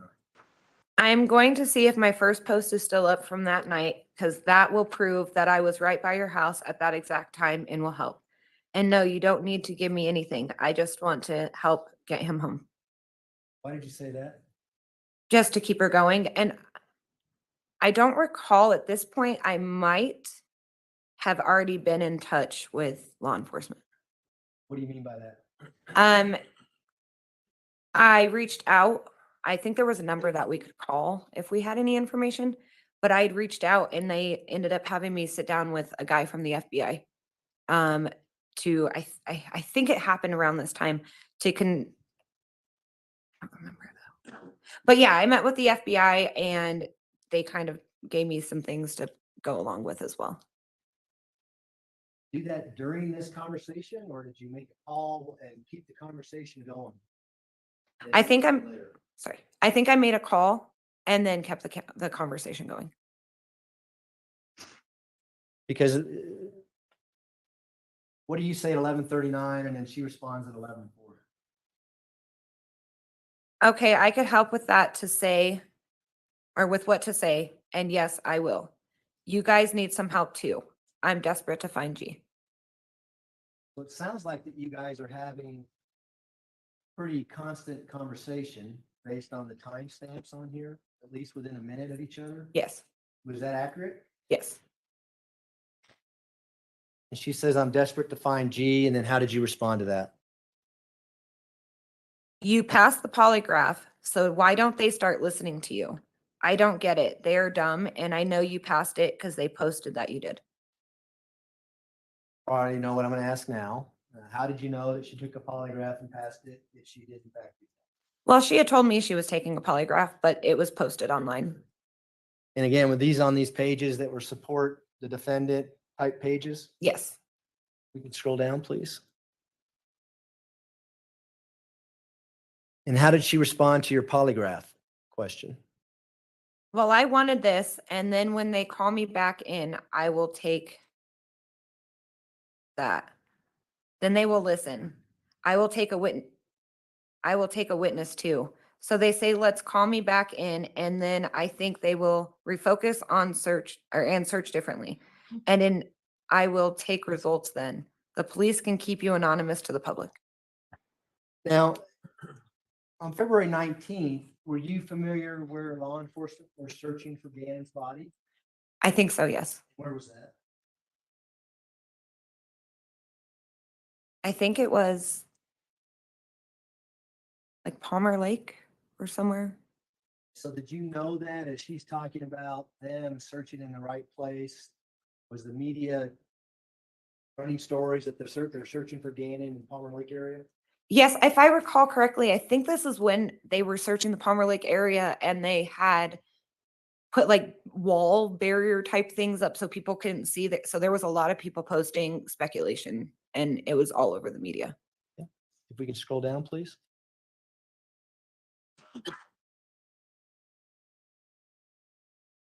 You say looking for my first post now, and then how does she respond? Okay, even if you could just call Albert and tell him first, he would keep you anonymous. Except to the police. Besides, it's for Gannon. I can't stop at anything to get them to refocus and find who that was. So what were you thinking she's asking you to do when she says, call Albert? She wanted me, in my opinion, she wanted me to call him and tell him that I, Object to speculation again. Yeah, sustained. What were you thinking? Sorry. Okay, I don't want you Sorry. to talk about what you thought she was thinking. Yeah. But what were you thinking when she says, I want you to call Albert? I was thinking I was supposed to call Albert and tell him that I saw a man leaving the house with a suitcase and Gannon in a blanket and give a description of a man. Okay. And do you know Albert Stauch to be the same person who's seated right over here? I do, yes. Front row? Yes. Had you met him during this process at, again, these events for Gannon? I think I met him once, but I definitely saw him a lot. Yeah. He was on the news as well? Yes. If we can go scroll down, please. So you say found it, and what are you referring to when you say found it? I found the first post I had made. Scroll down, please.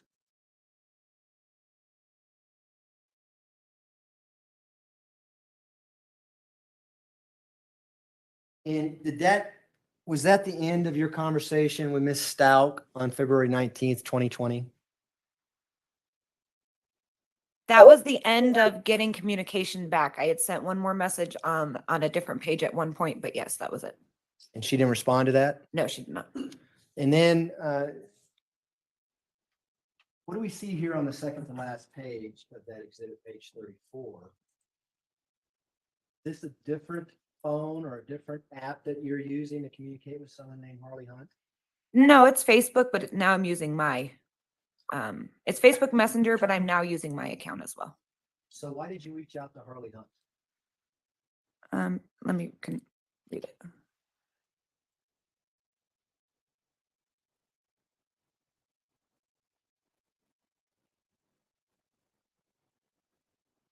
We can give this some context. Do you remember when you reached out to Harley Hunt based on what you said there? I think this is actually the night, on the 27th. This was the message that I sent. I got that response and that's when I got blocked. So you're reaching out to Harley Hunt, why? Trying to figure out where we should be searching. You also reach out to Ms. Stauch about the same time. I did. Well, I wasn't sure what account she was using because she had contacted me previously on the Harley Hunt account. Okay. So I initially did that, but then yes, I also tried her account as well. And then the last page, if we can go to the last page of People's Exhibit 233. This is a text message with you and your husband. And I really want to just talk about, why did you tell your husband she wants me to lie and say I saw Gannon leave in a car with a man? Because that's what she wanted me to do. And is that when you went to the sheriff's office and had an interview with detectives about what we just went through? Yes. And you turned your phone over and let them have everything on your phone? Yes.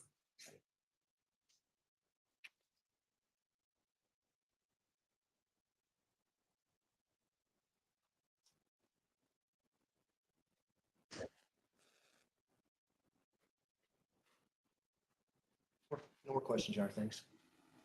Cross-examination, Mr. Cook. I approach and receive, retrieve the exhibit. First? Yes. Yes.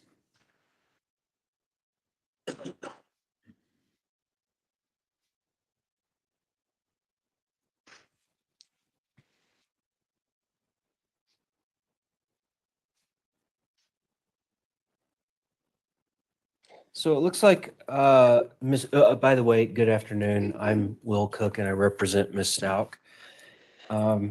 It looks like all the information and the text messages we went over, except for the last two, it all took place on a Wednesday from 10 a.m. in the morning to about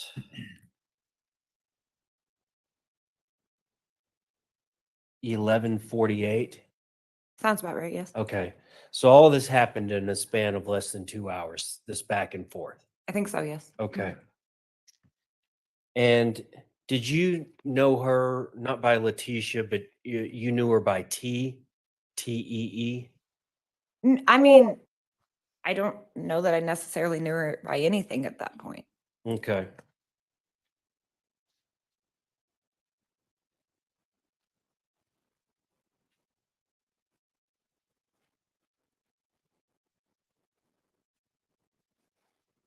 And can I approach the witness again? You may. So, Ms. Mobley, it looks like all of the information, the text between you and Ms. Stauch you talked about, it looks like it has a specific person, Barbie girl, a green background. And then the last text you show between you and your husband, it's listed as my love. It's got the green background. One with Harley Hunt. It doesn't have that listed up there. Was this was in fact like a Facebook community post that you put out? I think And Harley Hunt just happened to respond to the Bain community post, correct? you might be right. I can't, that might just be a post, yes. Okay. I know this is definitely 100% Facebook. Okay. But you see here when your post where you're talking about was just out walking the house for 2 hours. 3 weeks ago, it says like or reply. Then it has Harley Hunt 3 weeks ago saying thank you so much, like or reply. Yes. That's a community post you were making, correct? Yeah, And probably. he Yeah. responded to a community post, correct? Yes. This wasn't just a text message just between you and Harley. Yes. So you are correct. I was wrong on that earlier. Okay, Yes. that's fine.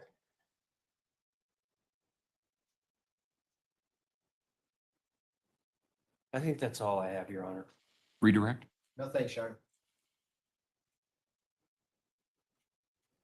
Do any of the jurors have All any that questions? for testimony Ms. that Mobley? she had, he'd have more questions for her. Oh, all right.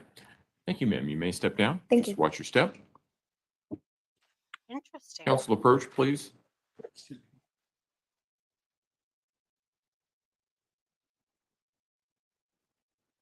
Very interesting. Boy, that woman, she is smart. Smart. It's almost like she got Leticia's number the minute she met her. And then when Gannon disappeared, her spidey senses really went crazy. Good for her. Good for her. There needs to be more people like that in the world who care.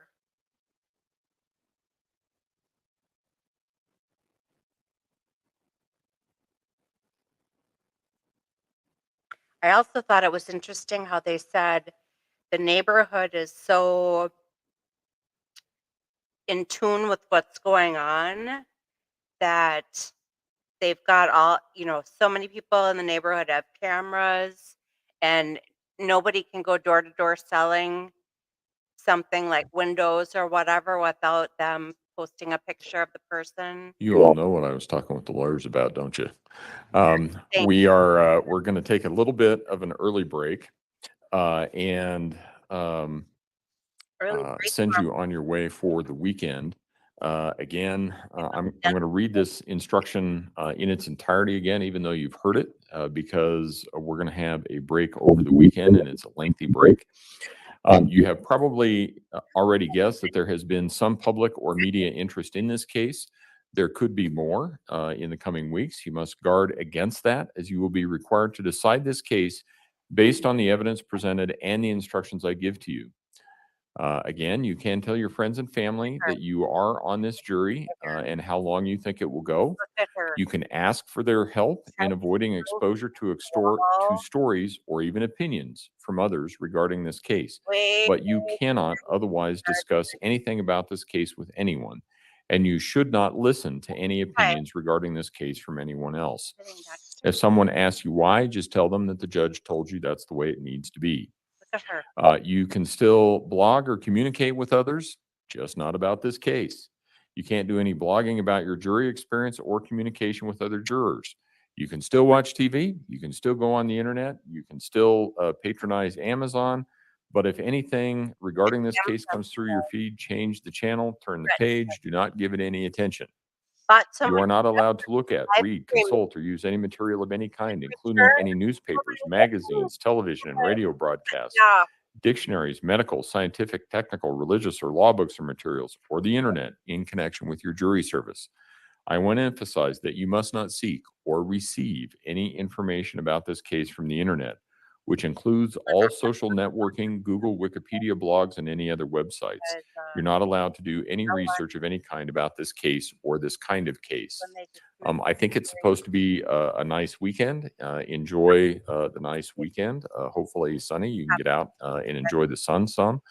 And someplace that may have windows. So in any event, we will see you where you need to be, where you normally are in the morning on Monday morning, and be in place so that we can call the case at 9 o'clock. All rise for the jury, please.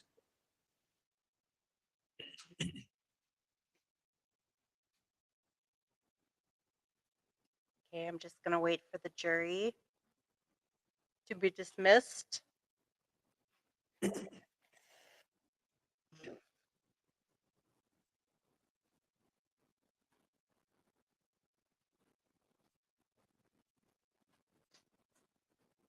Interesting day of testimony.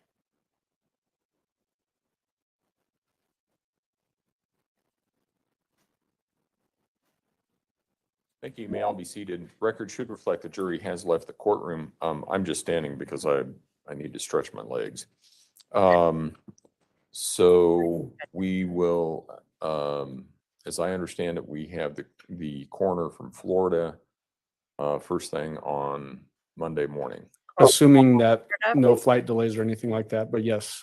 And how long do you think he'll take?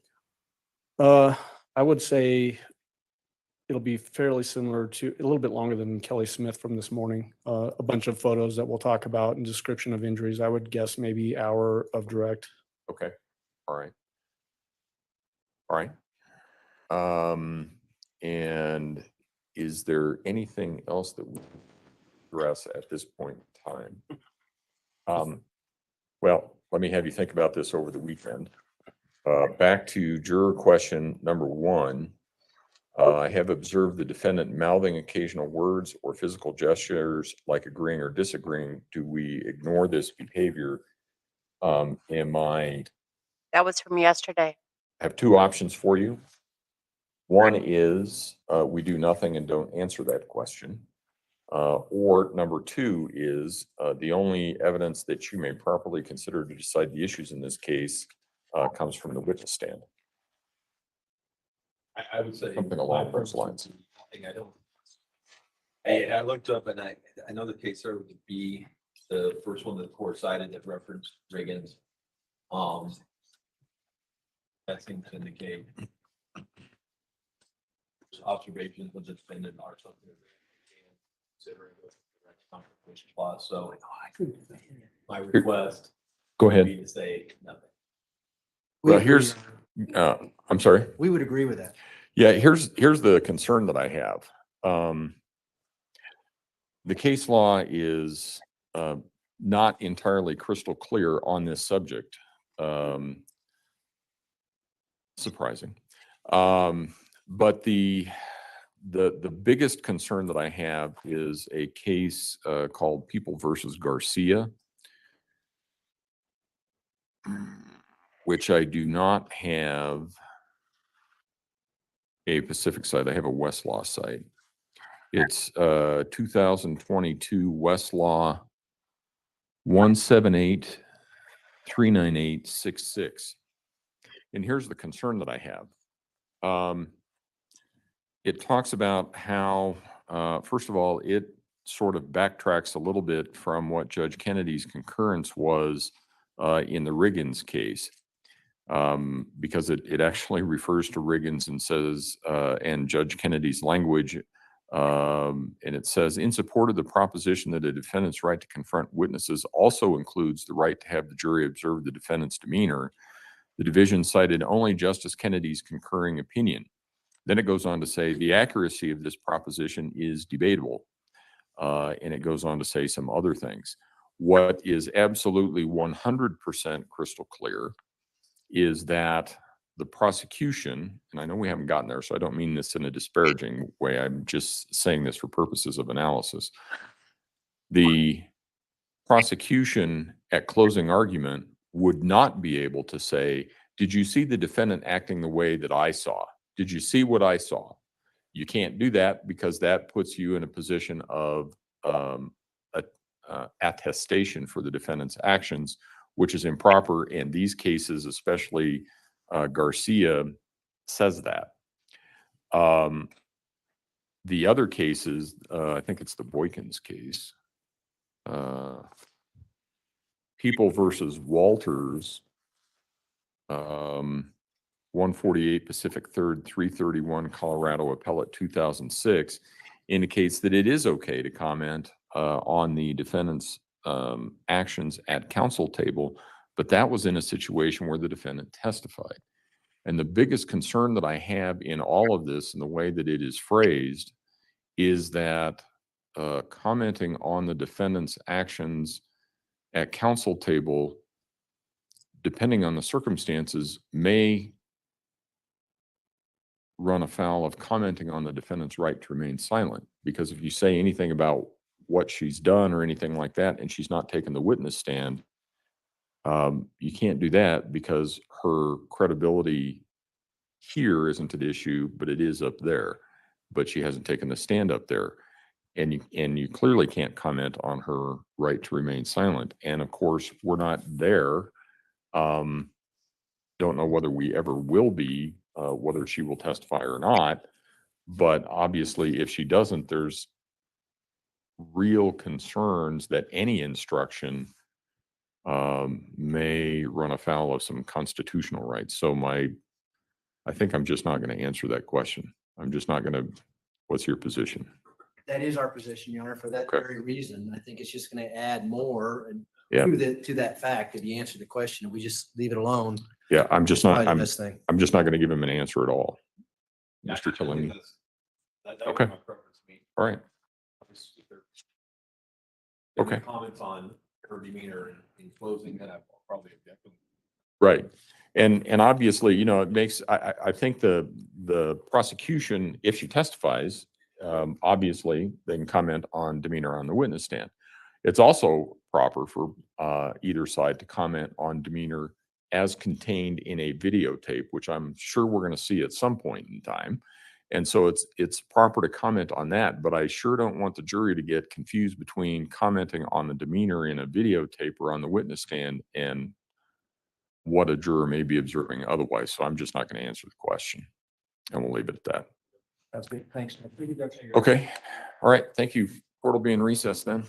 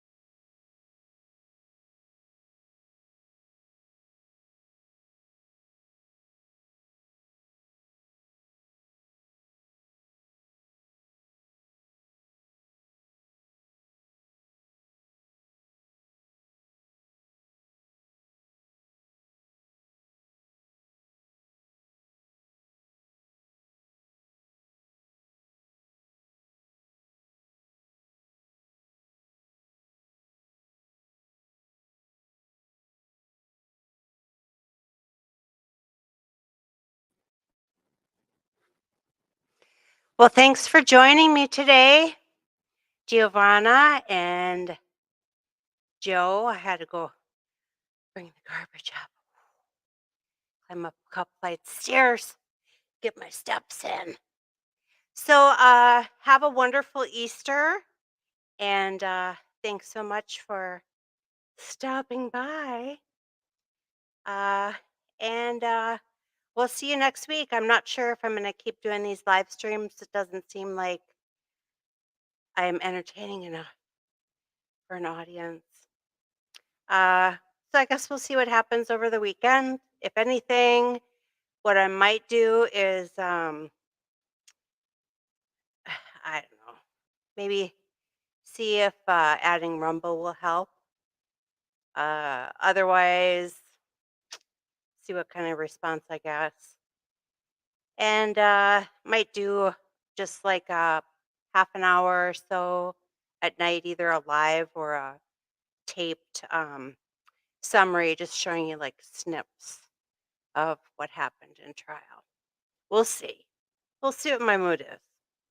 So thanks again, and have a wonderful Easter. Goodbye.